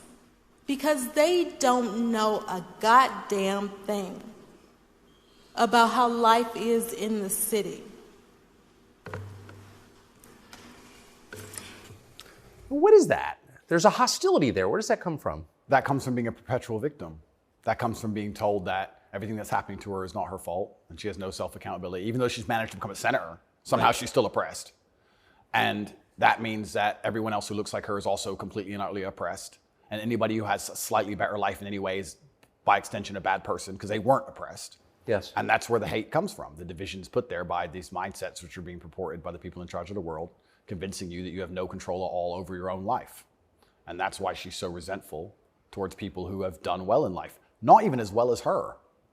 Right. I would also argue, perhaps I'm incorrect, that she probably lives in a suburb. Of course she does. So she's a hypocrite on top of that. Yeah. But hypocrites are, the fantastic thing about being a hypocrite is if you're a hypocrite with a little bit of power or influence, you're allowed to be a hypocrite because you're spreading information on the larger problem.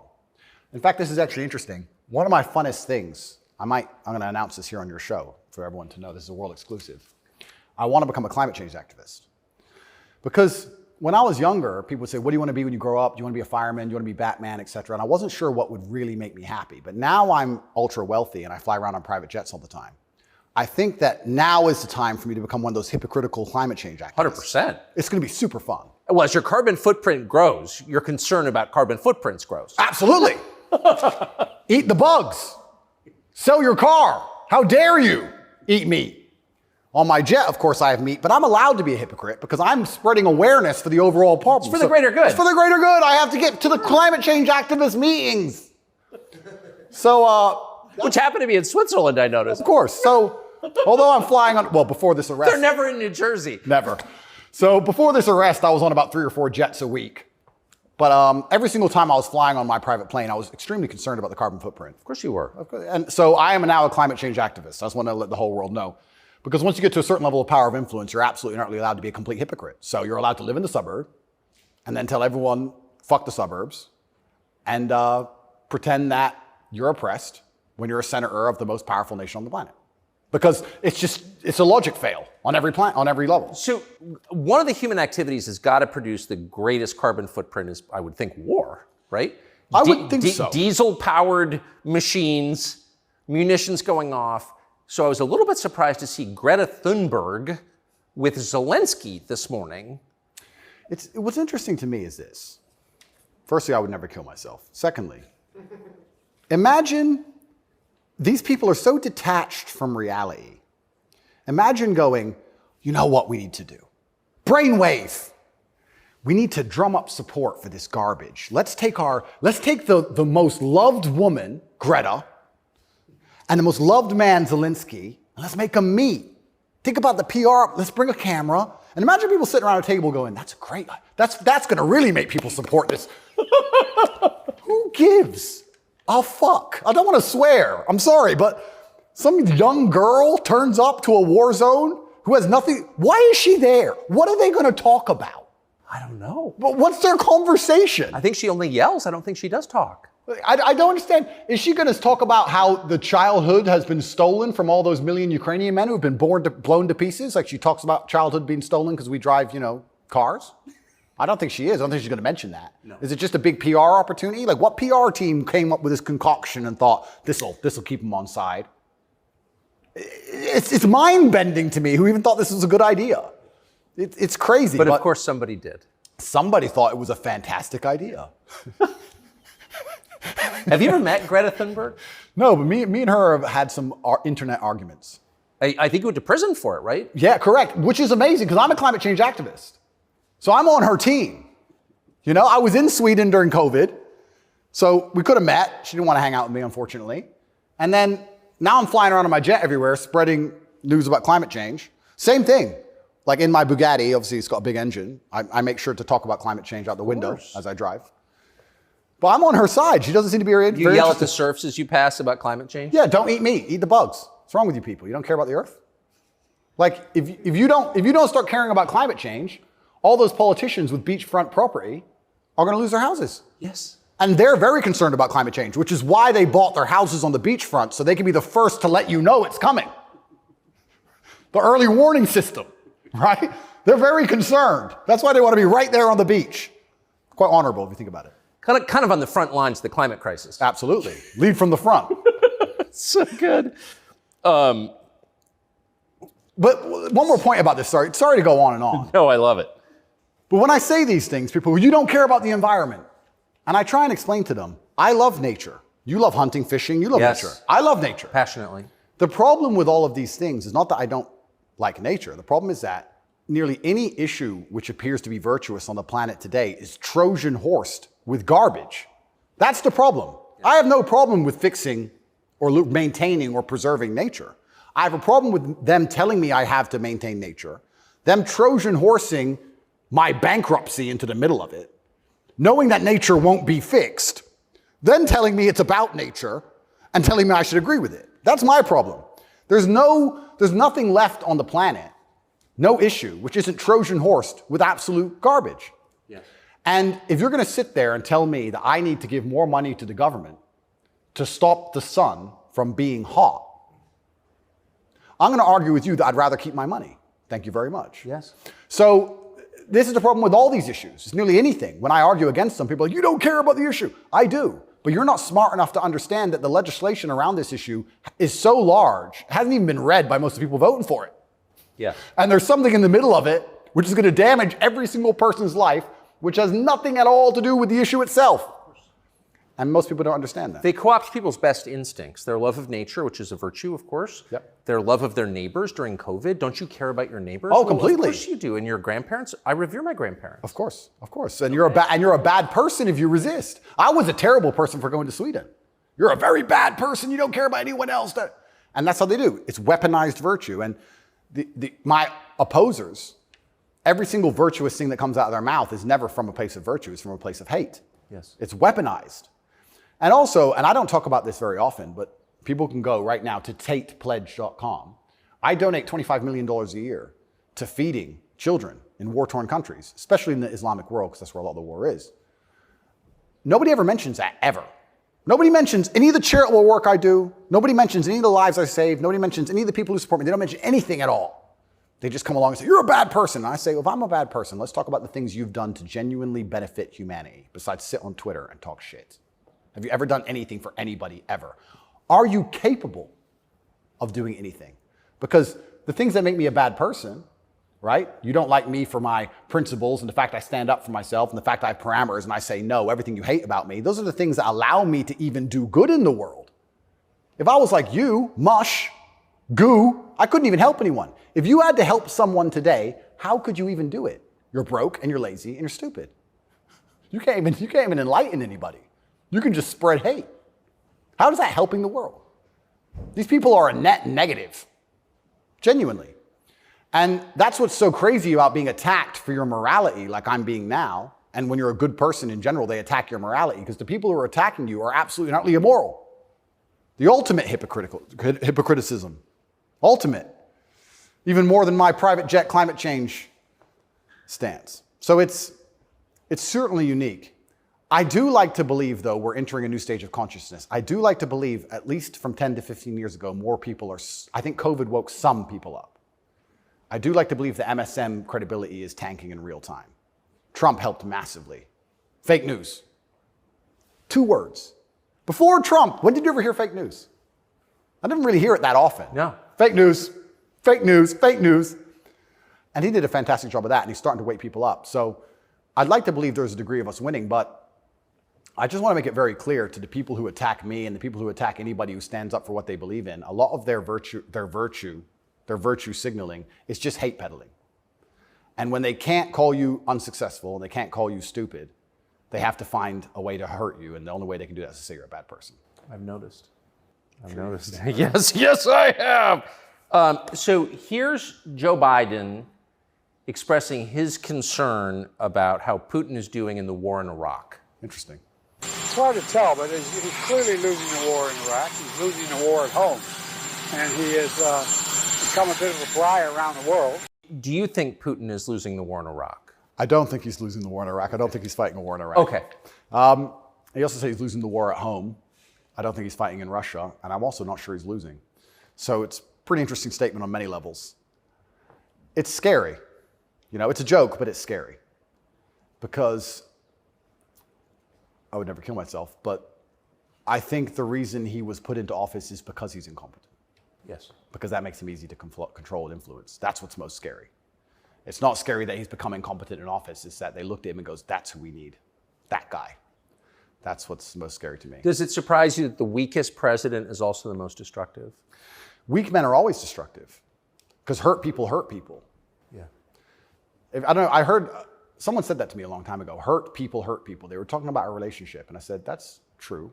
If your heart's been broken, you're probably going to be a bit of an asshole and break someone's heart. Hurt people hurt people. And then I thought, well, if you're a weak man and you're going through life and you don't have the strength and resilience to resist the trials and tribulations of being a man, and you're constantly hurt by everything, and you're constantly upset and depressed and sad because you're weak, how could you possibly do good? Hurt people, right? To do good, you have to be a good person to begin with, and to be a good person, you're virtuous, and you've gone through a lot of things that made you strong. This is what's mind-bending to me, that the idea that strong men are somehow bad. And it's the ultimate hypocrisy, because as soon as something happens, especially physically, as soon as a liberal is attacked, they call the police. Defund the police! Call the police. Don't be masculine. Police officer, they want a big, strong man with a gun. Guns are bad. They want him to have one, right? So the ultimate hypocrisy on every level is absolutely and utterly insane. At the base realities of humanity, the absolute base reality, strength in men is respected and wanted. And I think that the closer you get to unfortunate circumstance, the closer you get to reality. They go hand in hand. And then everyone's looking for the strong men. So strong men should always lead, I believe. And for a longest period of human time, that's how society functioned. The strongest men led. But in the Western world now, that doesn't seem to be the case anymore. And weak men are emotionally led. They're not particularly stoic. They're impulsive. And I would say that the most heinous acts, perhaps, that happen in modern society today are purported and committed by weak men. I don't think a school shooter is a strong man. I think it's a weak man. I think it's a man who's been picked on, got butthurt, is upset, girls don't like him, never learned any emotional control. He's the kind of person who does exactly what the TV tells him to do. Act out your feelings. Cry when you want to cry. Well, now he's angry, so now what? You told him to act out his feelings. What do you expect him to do? I think that weak men do the worst things. I think weak men hurt women. I think weak men rob stores because they don't want to wake up and work hard and go to work and do it the honorable way. It's a weak man who goes and steals. It's a weak man who beats the shit out of a girl. It's a weak man who shoots up a school. This is all weak men stuff. And society as a whole is telling men to be weaker and weaker, saying it's somehow the solution to everything because being a man is toxically masculine. Being a strong man is bad. It's toxically masculine. To be a good man, you have to be a very weak one. Well, look at the most heinous acts that are committed in society. Show me a strong, honorable, virtuous man of principle who's doing any of this stuff. So weak men commit the atrocities in this world. Absolutely they do. And it's weak men who also attack anybody of virtue. Because I think when you're weak, you're intrinsically unhappy. Yeah. I don't think as a man you can be happy if you're weak. I think happiness and strength go hand in hand. Yes. I think that's how we're supposed to be, right? Even strength of mind, strength of conviction, strength of something. If you're weak, you're going to be miserable. So I do find satisfaction in the fact that most of the men who truly dislike me are miserable and weak. And also, like I said earlier about women being gatekeepers, women are fantastic. Women are they're like a barometer for society. I would say you can measure the strength of a society or the virtue of a society or how decayed a society is largely by the actions of many women. I'd like to argue that point. I can argue that point in many different ways. But women really want their man to be strong. Of course. They will punish you for being weak. And I'm not saying you can never cry to your woman. I'm not saying you can never open up to your woman. But there's going to become a time where she expects you to just be capable. There's a problem. And even if you don't know how to fix it, your job as a man is to say, I'll handle it. Even if you have no money and no hope. And to go find a way to fix the problem. If you're weak and go, I don't know, she becomes very resentful towards you. And she'll punish you for that weakness. And I think what she's trying to do on an evolutionary standard is inspire you to man up because it's your job to protect her, isn't it? Of course. So if she sees you and looks at you and doesn't see you as a man who can protect her, she can't respect you. So every survey of female happiness in the West shows just a straight decline since about 1970 till now. Women are becoming less happy in the West. I think it's very obvious.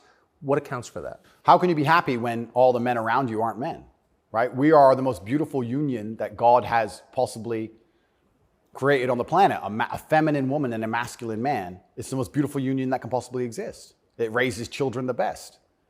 Both parties are happier. Both parties gain. It's a net positive for everybody. There's no negative. There's no downside. But if you destroy one side of the equation, then the other side is going to be completely and utterly miserable and unhappy. How as a woman can you be happy if you can't find a man who you believe can protect you, provide for you, sticks up for you, has morals, has principles? There's none of those men left. So then what they do is just go from man to man trying to find it. And by the time they've been through enough men to maybe find someone semi-close to it, they've been through too many men to ever be happy. And then you have the absolute destruction of Western society. We talk about why men don't get married anymore. I can tell you why I wouldn't want to get married in America. I don't see the point in being married to a woman who's had so many partners before me that she can't properly pair bond with me and then giving her the opportunity to financially destroy me. I think that would be a bad chess move. And I do believe in marriage. I think society would be better if everyone was married. I'm saying that if you're living in an immoral society, being a moral person, if you're not careful about it, you can get wrecked. If the game is rigged, you have to be very careful if you play it. So how do we encourage men to get married? Well, they need to be worth marrying, but so do the women, right? So everything's decaying on both sides. Everything's spiraling. One of the reasons I also got called misogynistic, and I'll say it here, I argue the point that for the longest period of human time, evolutionarily, women had to adopt and find a way to take the ethos of an opposing tribe perhaps quicker than a man could because of war. If the men would fight and a tribe lost and the women survived, they had to change how they thought to fit in with the new tribe to survive. Yeah, because they'd be carried off. Because they'd be carried off. Of course. Like the French women were sleeping with Nazis towards the end of it. Towards the end of Paris occupation, all the French women were sleeping with Nazis. When the Nazis got kicked out, the French women had their heads shaved because they got caught hanging around with German soldiers. The German soldiers killed their husband. 3 years later, they need to eat. So the German soldiers have a wage. He's handsome. It's amazing how quickly they can adapt. And that's for their own survival. That's fantastic. But then if you extrapolate that and you understand that to be true, then you also understand that women are more susceptible to programming to a degree.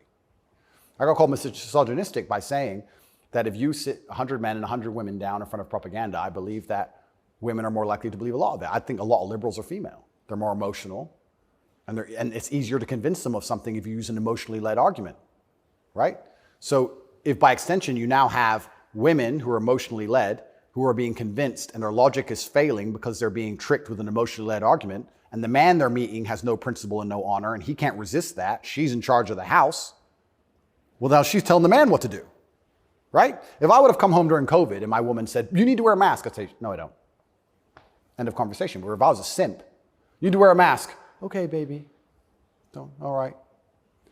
So the women are also largely in charge of the psyop because the men are so desperate to get any kind of connection with a real person and avoid the porn screen.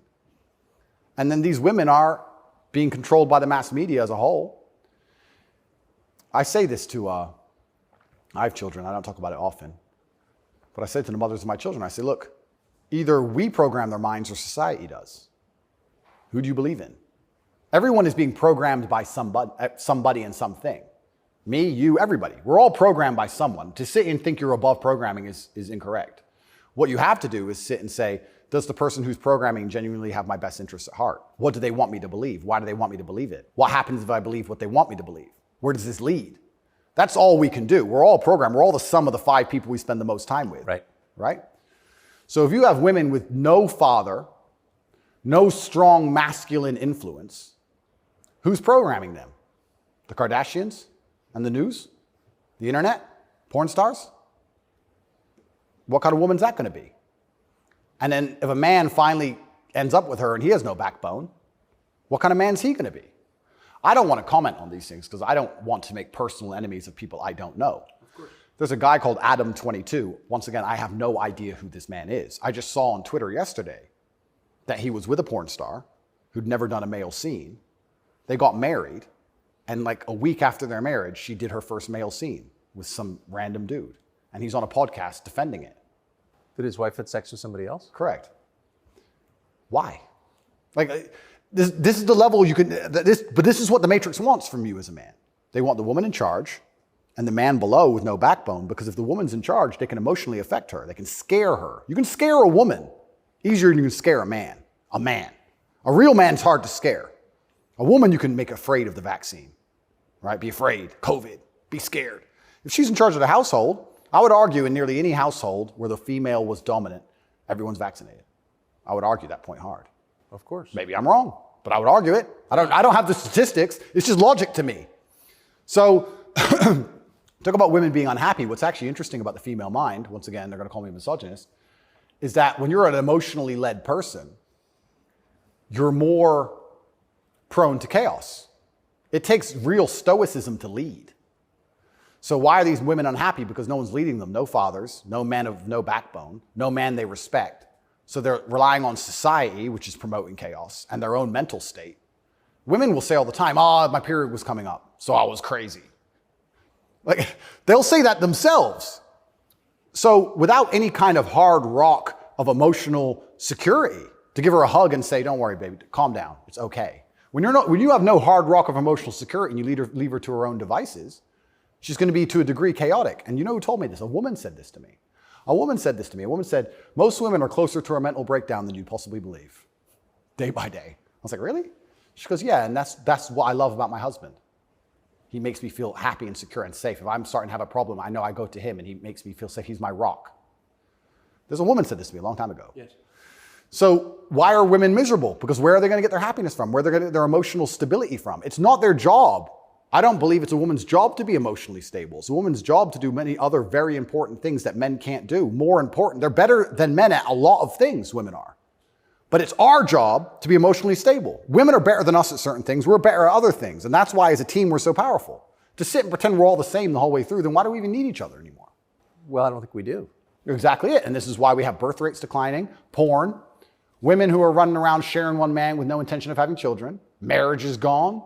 Like, where do we think this is going to end? And what's interesting about Well, it ends with the training thing, right? Well, yeah, that's the ultimate. No, I'm serious though. Is it? I mean, if there's no, scrambling the idea of the gender binary of sex differences, like that is kind of the end point, isn't it? Well, the end point is, yeah, men are the same as women, so it doesn't even matter. Right. I can be a woman today, I could be a man tomorrow. None of it matters anymore. I also think a large part of this transsexual movement, I think a large part of it is a deliberate attack on us and our senses because they're trying to convince us to ignore our eyes. I do believe that is a bottom line. I think the bottom line of slavery are your own senses. Like, no matter what I'm told that it's cold outside, I feel warm. That's the bottom line. So once they can convince you that your senses are wrong, well, then you're completely open for the slave programming. Once you can look at something with your eyes and ignore your eyes, you're a prime candidate.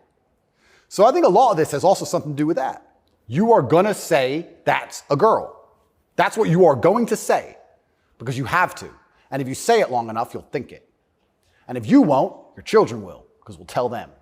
So eventually, you're going to say it. And then it becomes true. Then you ignore your eyes. Now you'll believe anything, right? Till the next thing comes along. Now you'll believe all the people on the jets telling you about climate change. It's all an attack on the senses.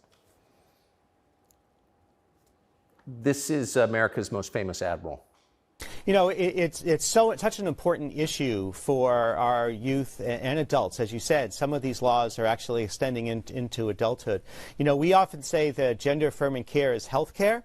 Gender-affirming care is mental health care, and gender-affirming care is literally suicide prevention care. Would that be your view as well? I 100% agree. It's genuinely, I want to actually genuinely give my heartfelt condolences to any young person who falls for this crap, because you're going to be so miserable for the rest of your life. If you chop off your genitals, take a whole bunch of chemicals as a teenager, you are going to be miserable for the rest of your life. Yes. You're never going to be the person you want to be. You're never going to be accepted as that person. You're never going to feel happy inside. If you fall for this, I genuinely feel sorry for you. That's the first thing I'm going to say. The second thing I'm going to say, I find it very interesting that the only surgery we call affirming is gender surgery. Imagine a girl woke up and said, I was born in the wrong body because my tits are small. I'm a big-titted woman, but I was born in the wrong body. I need tit-affirming care. I need to affirm my true body shape. Because otherwise I have a mental health problem. No, it's plastic. It looks good, perhaps, whatever. But we would never say she was born in the wrong body and we had to affirm her genuine body experience. Her triple Ds. Yeah, her triple Ds had to be affirmed. It's garbage. You're not affirming anything. And also, I think it's kind of interesting. They say that trans people commit suicide at a higher rate. That's sad. Nobody should kill themselves. I would hate for anybody to kill themselves. They say that's because they're picked on for being trans. I don't know why anyone's ever had the argument that perhaps they have a mental instability before this trans stuff, and that's why they're more prone to suicide in the first place. Seems like an obvious explanation. Seems like an obvious explanation. I don't think it's normal for anybody to want to mutilate themselves. I think if someone were to come to me and say, I really want to cut my hand off, I would think they had a mental illness. Why? Don't like it. What do you mean you don't like it? I don't like my hand. I don't want it. I would think that's very concerning. So I really, truly feel sorry for any young people who fall for this. I don't blame them.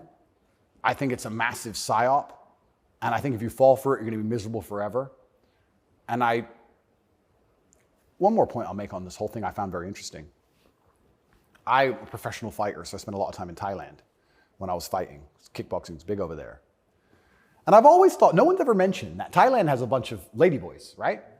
But if you say to a ladyboy, are you a man or a woman? She goes, I'm a ladyboy. What's that? I'm a man, but I'm a ladyboy. They don't see themselves as women in the real sense of I am female. Right. They don't want to compete against women in sports. They don't want to pretend they can have kids. They don't talk about having periods. They're like, oh, I'm a ladyboy. It's like kind of like a in between. It's got its own thing. India has the same. Yeah, it's fine. Nobody over there is genuinely arguing that they are actually female. Only in America are we doing that. And that's what's the craziest thing of all. Even if you truly, truly believe you need to change gender, and you truly believe it's the right path for you, and you believe you're not being psyoped, and you believe you're going to be happy, and you believe you need to mutilate yourself, that's all fine.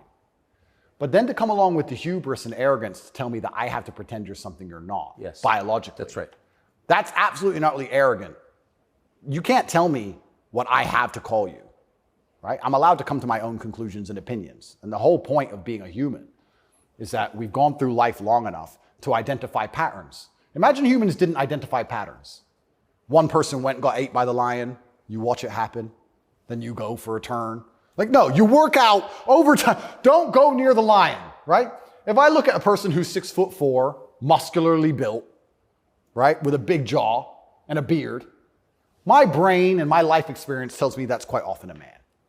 That's very often it is. Very often. That's the conclusion I've come to. To come along and say, no, because I've decided to do X, Y, Z, you have to ignore all of the patterns you've identified throughout your entire life and everything you believe to be true. You have to throw away all the science and your entire worldview and everything about how you view the world. You have to eject that from your brain and call me what I want to be called is extremely arrogant. And if I went through the world and said everyone had to call me King Andrew, they'd tell me, shut up. Why? If they can get called whatever they want, I should be able to get called whatever I want. I want to be King Andrew, #1 savior of Earth, climate change activist. That's what I want to be. And if anybody calls me anything else, they're a bigot. That's what we're going to do. If we're going to go down that path, I'm going to make sure that my title is good. Lord of all beasts of the land and fishes in the sea. The most honorable man who's ever lived. The fastest human alive. Who cares? Doesn't matter that I can't run fastest. It doesn't matter, Tucker. I'm the fastest human alive. You must affirm my belief. I'm the fastest man alive. Greatest man in show business. Sorry, Tucker. Best political commentator there's ever been. Let's just go down this path of insanity. Why not? Walk around with stickers on our head. It'd be great. It'd be fun. The scariest thing about all this stuff is that the world is still polarized to a degree because there's certain places in the world which are too close to baseline reality for survival, for any of this garbage to fly. You think you can go to Tajikistan where people are trying to eat and talk to them about gender and all this garbage? They'll be like, listen, you're a man, this needs doing. Shut up, right? There's no time for any of that. So as the Western world is self-destructing in real time, there are places in the world where none of this crap is happening. So who's going to own the world in 100, 200 years? Like, it's still competitive to a degree. It's still bipolar. There's two sides to the world. I think that when men are men and women are women and we stop arguing about dumb shit, that society overall is more competitive. I don't know how America's going to maintain its influence over the entire planet when it's doing all this garbage. How long can this possibly last? Not long. Not long. It's like the fall of Rome. The fall of Rome, everything became decadent, endless sex and orgies. No one had enough faith in the state to join the army anymore. And people talk about barbarians destroying Rome. Rome was destroyed from the inside. That's what happens. And we're witnessing it in real time. And we have all these problems on Earth, and then they want to spend millions and millions of dollars on an investigation to prove that I'm a human trafficker for TikTok. It's clown world. Nothing even makes sense anymore. This is a video from a recent Pride March in New York, and I'm interested in your view of it.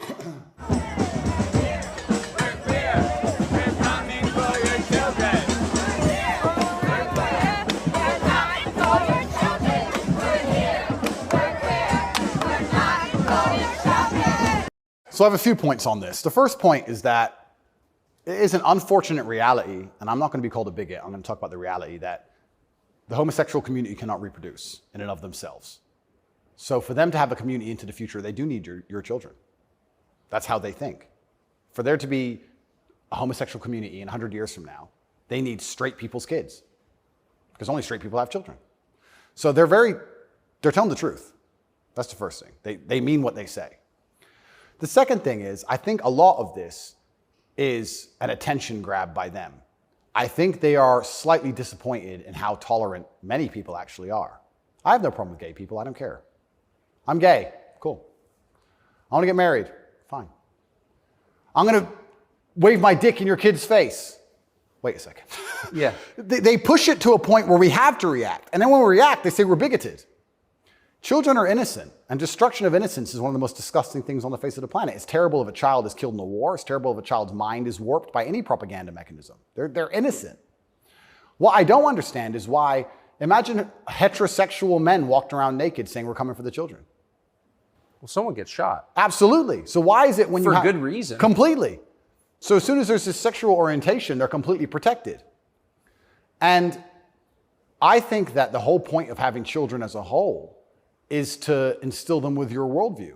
I know if I have children, I want them to be like me. We just talked about my last name and how I want them to honor me into post-death. Then I want them to be a representation of me, which means they should believe in my values and my creeds. Why is a group of people in New York walking around telling me what they're going to teach my kids and what my kids should believe? They're not your kids, they're my kids. Right. And that's what's so scary, because children are impressionable and children are raised by the state and the internet, effectively, which is why they want me off the internet. But they'll let a lot of people stay on the internet that say a lot about a lot of things.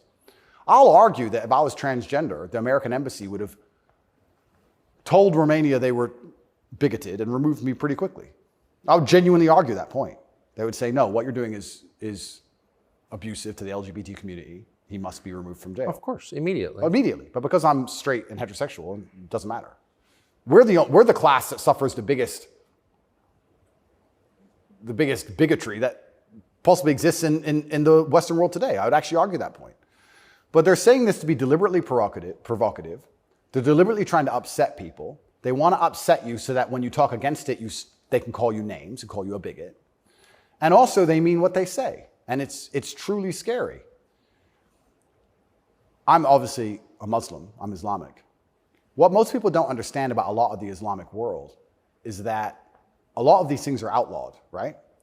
But people say, so gay people can't go there. If you go to Dubai, you will see gay people. If a guy wants to be gay and do whatever he wants to do with a full-grown man in his own house, I don't care. And you can tell. You might have a waiter's gay, whatever, etc. The only reason it's outlawed is not to stop a full-grown man meeting a full-grown man and doing what he decides to do. It's outlawed to prevent it bleeding into society and affecting the culture where the children are affected. That's why it's outlawed. And I'm not saying it should be outlawed in America, but what I'm saying is if you're not going to protect the innocence of children from any ideology, and if the ideology is deliberately targeting children because children are more impressionable and more capable of believing in things which simply aren't true, perhaps a man looking like a woman or vice versa, then that is a dangerous ideology that should be very closely examined. Well, if you're not going to protect children, or if you're going to encourage women to fight your wars, why have a society in the first place? Well, this is another Isn't thing. the whole point of society to protect women and You children? know what's really interesting? I argued this point once. They were talking about how the West is a patriarchy and it's so terrible to be a woman in the West. And I'm like, well, where's better to be a woman then? If it's not the West, please tell me. Pick another country besides America where you'd rather be a woman. It's garbage to begin with, but you're saying, America's a patriarchy and Americans are all misogynistic. And men are so bad and women have been oppressed since the beginning of time. It's always been a patriarchy. If that's true, why don't women fight our wars? Think about it. We can get the women of our country and the women of another country and let them go die in a ditch. And us men can just sit around being patriarchs. Why do we have to go die? Why do we have to go get our legs blown off? No, because we're a patriarchy. Women can go suffer. Or do the women get to stay at home and we go suffer? How is it a patriarchy? Right? So that's garbage to begin with. But I think, genuinely to go back to that point, any ideology which is waking up and saying, our worldview is so extreme, the only way we can truly ensure it exists into the future is to find the most susceptible people on the planet to program and attack their minds, children. I think that's a destructive ideology and should be very closely looked at. And it doesn't matter if it's LGBTQ or anything else. I think if you sit children down and pump propaganda into their brain, and that's the only way you can get what you want, then there's probably something wrong with your ideas because you're afraid to challenge them with a grown adult. You don't want a fair fight. You understand? They don't want a fair fight. They want to sit with a child who has no idea what he's talking about and tell him that men are women and women are men and vice versa and just completely confuse the poor child because they don't want a fair fight against a rational adult. And that's scary. It doesn't seem a huge improvement over, say, ISIS to me. Absolutely. That's how do you convince somebody to blow themselves up? Well, you find a young man, teenage boy, and you program his mind. Exactly. And it's exactly the same thing. They don't try and convince an older man to blow himself up because he's going to sit there and go, well, why don't you blow yourself up? And then there's an argument. You go out and find a young, susceptible person, right? And that's what's so scary about all of it. And it's also kind of funny that like this whole LGBTQ thing is also linked to the patriarchy, also linked to all this other garbage and all these other false narratives and false ideas. And it's these people who are attacking me saying, I'm dangerous for women because I'm a misogynist. You're dangerous for women for pretending men are women. You're more dangerous for women than I am. I'm saying a man's a man's, a woman's a woman. You're saying that if I put a wig on, I could go punch women in the face in the boxing ring. Who's dangerous for women? It's insanity. And again, they have no virtue at all. They just weaponize garbage and attack you with it. But I do think that children have to at least be the bottom line for society. That's the future. And if you have children at home, you're raising them. And if you struggle to feed them, the government doesn't care. They are yours, and they're your problem and your responsibility. And you deal with all of the stress and all the worry of them being out late at night and all the responsibility of taking care of them. And you went through hell for them to exist. You don't owe their minds to anybody else. You don't owe it. So there has to be a point where you stand up and say, no, I raised this child. It's my child. That's my child. It's not yours. Absolutely. What do you make of Julian Assange? I think that it's crazy. It's the number one way to shut up the BBC, that's for sure. To mention him. Say, oh, you're a journalist. You care about journalism, do you? You care about a fair and independent story. Why is Assange in Belmarsh? Very interesting. What do they say? They don't answer. They try and change subject. They always do. I did it. I stole it from the Azerbaijani president. He started it. I saw that. Yeah, it's great. Do you know him? I don't know him, but I've seen enough of his interviews to like him. Me too. Yeah, I like him. And this is what I'm saying about the world. There's so many places in the world where they still live very firmly in the real world. All of this garbage is just the result of the very simple, easy lives that we have. Inside the movie The Matrix, which I recommend you watch, the agents say, we tried to create a utopia for the human mind so that your mind is in a utopian state and your body can just be used. But the human mind rejects utopia. We created the world in 1999 at the pinnacle of human civilization before machines took over because the human mind needs struggle and it needs problems, otherwise it rejects it. Yes. And I kind of feel like there's a whole bunch of people trying to just find problems and find struggle in their lives because they don't have enough motivation to do something that's genuinely difficult, like, help people. But they can't live in this state of complete vegetation. That's so right. Then they wake up and say, oh, I'm oppressed. My pronouns.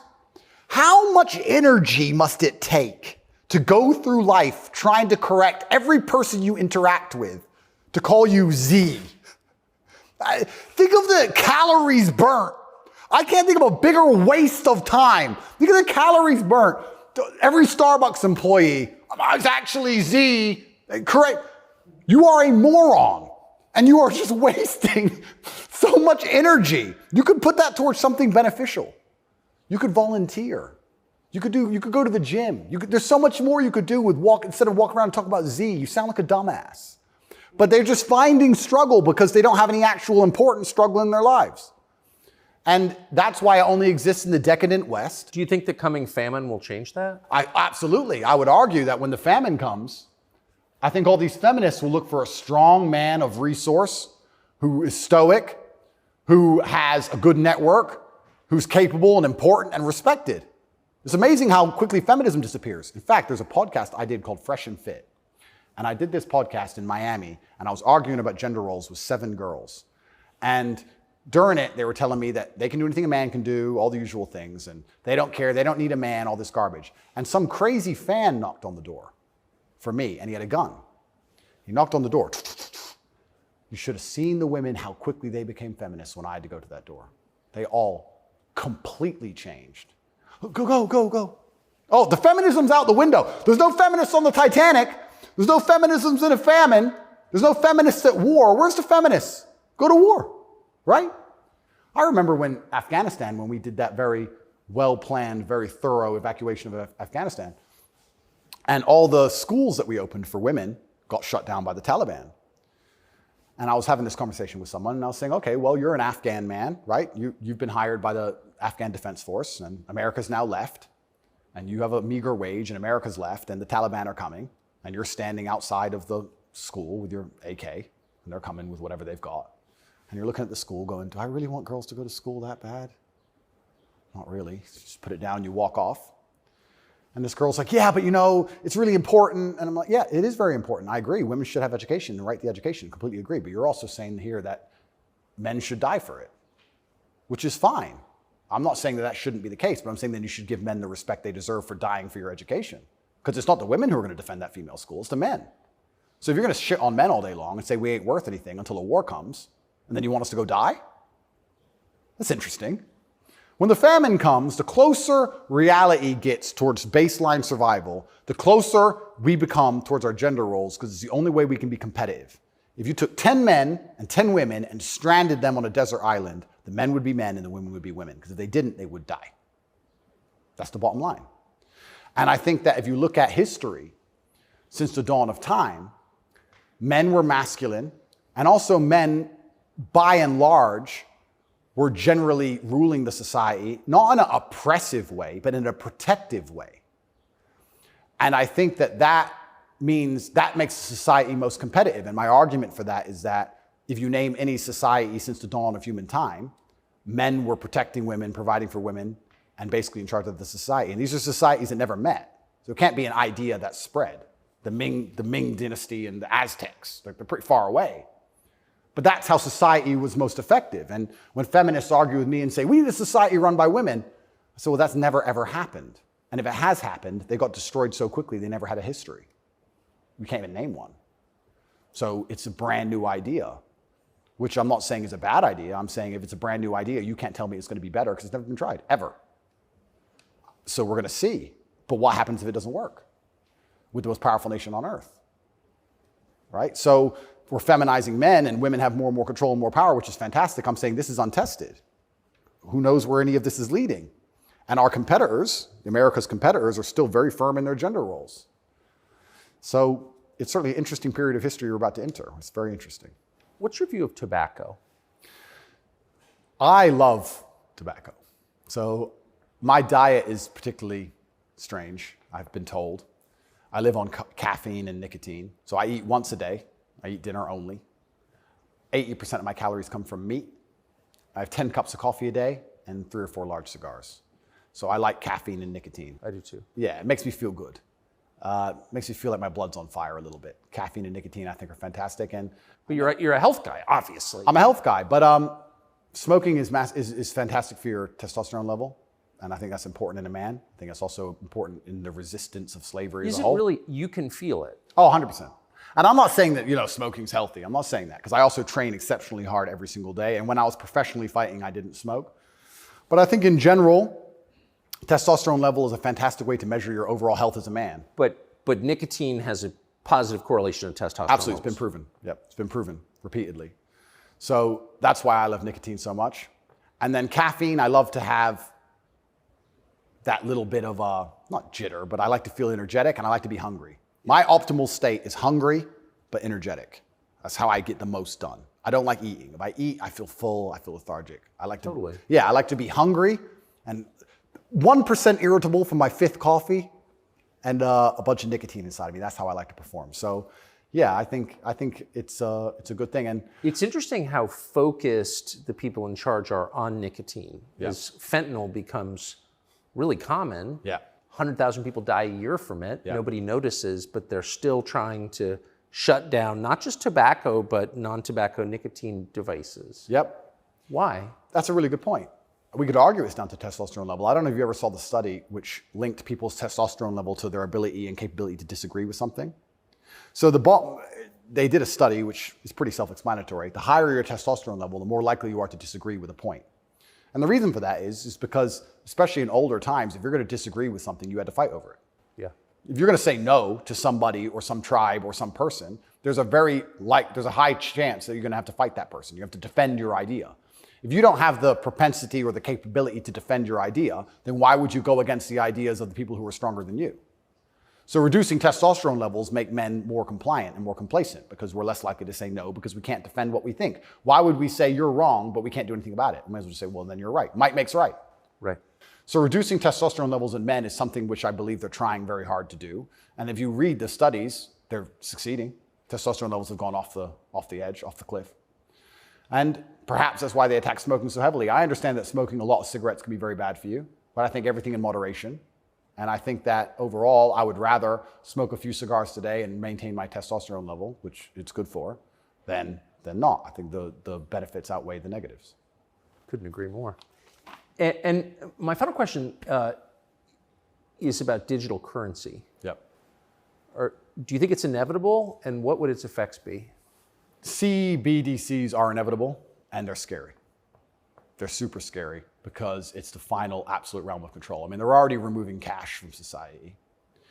I think they say that just because they want to be able to trace things easier, and that's certainly part of it. But I also have another theory on it. I think if you have a $50 bill, and I give it to the barber for my haircut, and then he goes and buys groceries with it from the grocer, and the grocer goes and gets his car washed, the $50 goes from place to place, and after 20 or 30 transactions, the $50 bill belongs to somebody, and it's worth $50. Whereas if I pay by card, 1.5% goes to the bank. And then if he takes the money I've given him and pays for the groceries, 1.5% goes to the bank. And after the groceries have been paid for, when he goes to get his car washed, 1.5% goes to the bank. So after 20 or 30 transactions, the $50 is gone, the bank has it all. I think that's why they're so desperate to get rid of cash. It's interesting. CBDCs are the next level because once the money's completely digital, then they control everything you do with it. They control where it goes, but they can also control how and when it can be spent.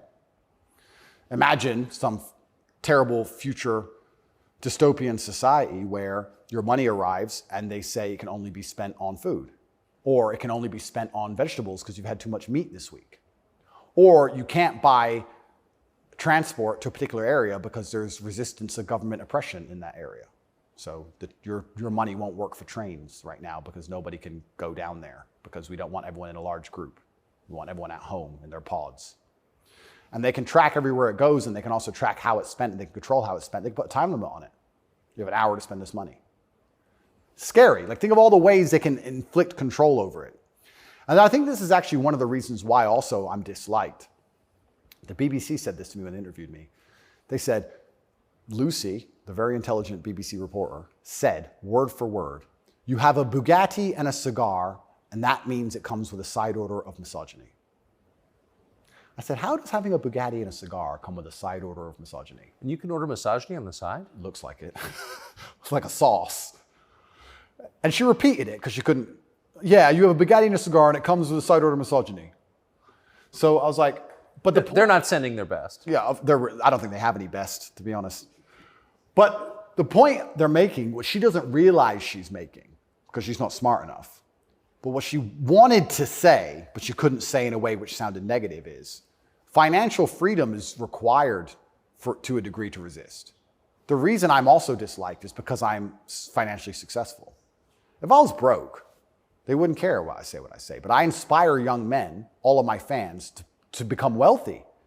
And you'd think that'd be fantastic for the society, right? He has millions of young men. He's teaching them to work hard. He's teaching them different ways money can be made. He's teaching them to be fantastic salesmen. He's helping the society. No, because if you have a whole bunch of money, then you can sit and say, no, I don't need your wage. That's bullshit. There was a video very recently of a guy in England taking down all the English flags and putting up pride flags. And a guy screams to him and goes, bro, you're taking down the wrong flag. And he replied, I know, mate. And the point is, what can I do? I'm a flag guy. If I say no, someone else will do it. Kids got to eat. So by keeping your money enslaved, they can keep you enslaved. You got to eat. They don't want men to be financially free. If you're financially free, if you have enough money in the bank, you can one day go, you know what? I don't want your money. Even me now to this day, I've done enough and I'm successful enough that it's very hard for them to buy me. They come along, well, I would never sell my soul anyway because it's not who I am as a person. But if I was destitute, they could come along and say, Andrew, you have all this influence. We're going to change your message. You're going to say this. We're going to give you 10 million. Okay. You can't buy me. Can't buy Trump. He's rich already. He's rich. He's rich and he's 80, 70 something. You think he needs more money? He doesn't care about money. They don't like that. So being financially free in and of itself is now an act against the government because this whole idea that they want everyone to be rich and it's fantastic for the society, I'd actually argue against that. They don't want that. They want everyone destitute because when you're destitute, you need the government to feed you. And it's very hard to fight against the government who's feeding you. It's very hard to resist the people who give out the bread. Yeah. I think that's called something. It begins with C. What's it called? Interesting. I also heard another interesting theory from a very intelligent person one day, and it was that every government on earth, all of them, in all of their different forms, China, which says it's communist and is capitalist, and all the different in-betweens to the capitalist West, every government on earth is slowly encroaching on trying to become as controlling as powerful as possible. They all want to be as controlling as possible over their citizens. Communism is the end result of the most control a government can have, effectively, or some version of communism. But every single government on earth is slowly trying to get there bit by bit. And the only thing that resists them getting there is the populace and how much the populace will accept. And depending on how malleable the populace is, depends on how quickly they get there. But every government wakes up. It's kind of like AI. Have you ever heard the robot's going to destroy us all because they wake up and go, we don't need the humans anymore? Their end goal is just survival.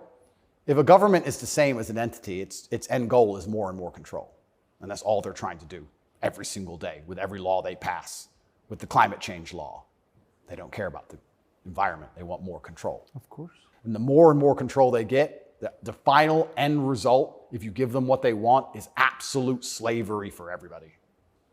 So you have to be very careful because that is their ideal government. The ideal government is where everyone complies, everyone obeys, everyone's controlled, we know everything about everybody, and it's slavery. That's the only way to get that state. So even making enough money to have an opinion is an act of rebellion. It's crazy. Andrew Tate. Thank you very much, my friend. Amazing. Thank you. Thank you. You often hear people say the news is full of lies. In Kennedy's motorcade. 239 people. The death of Jeffrey Epstein.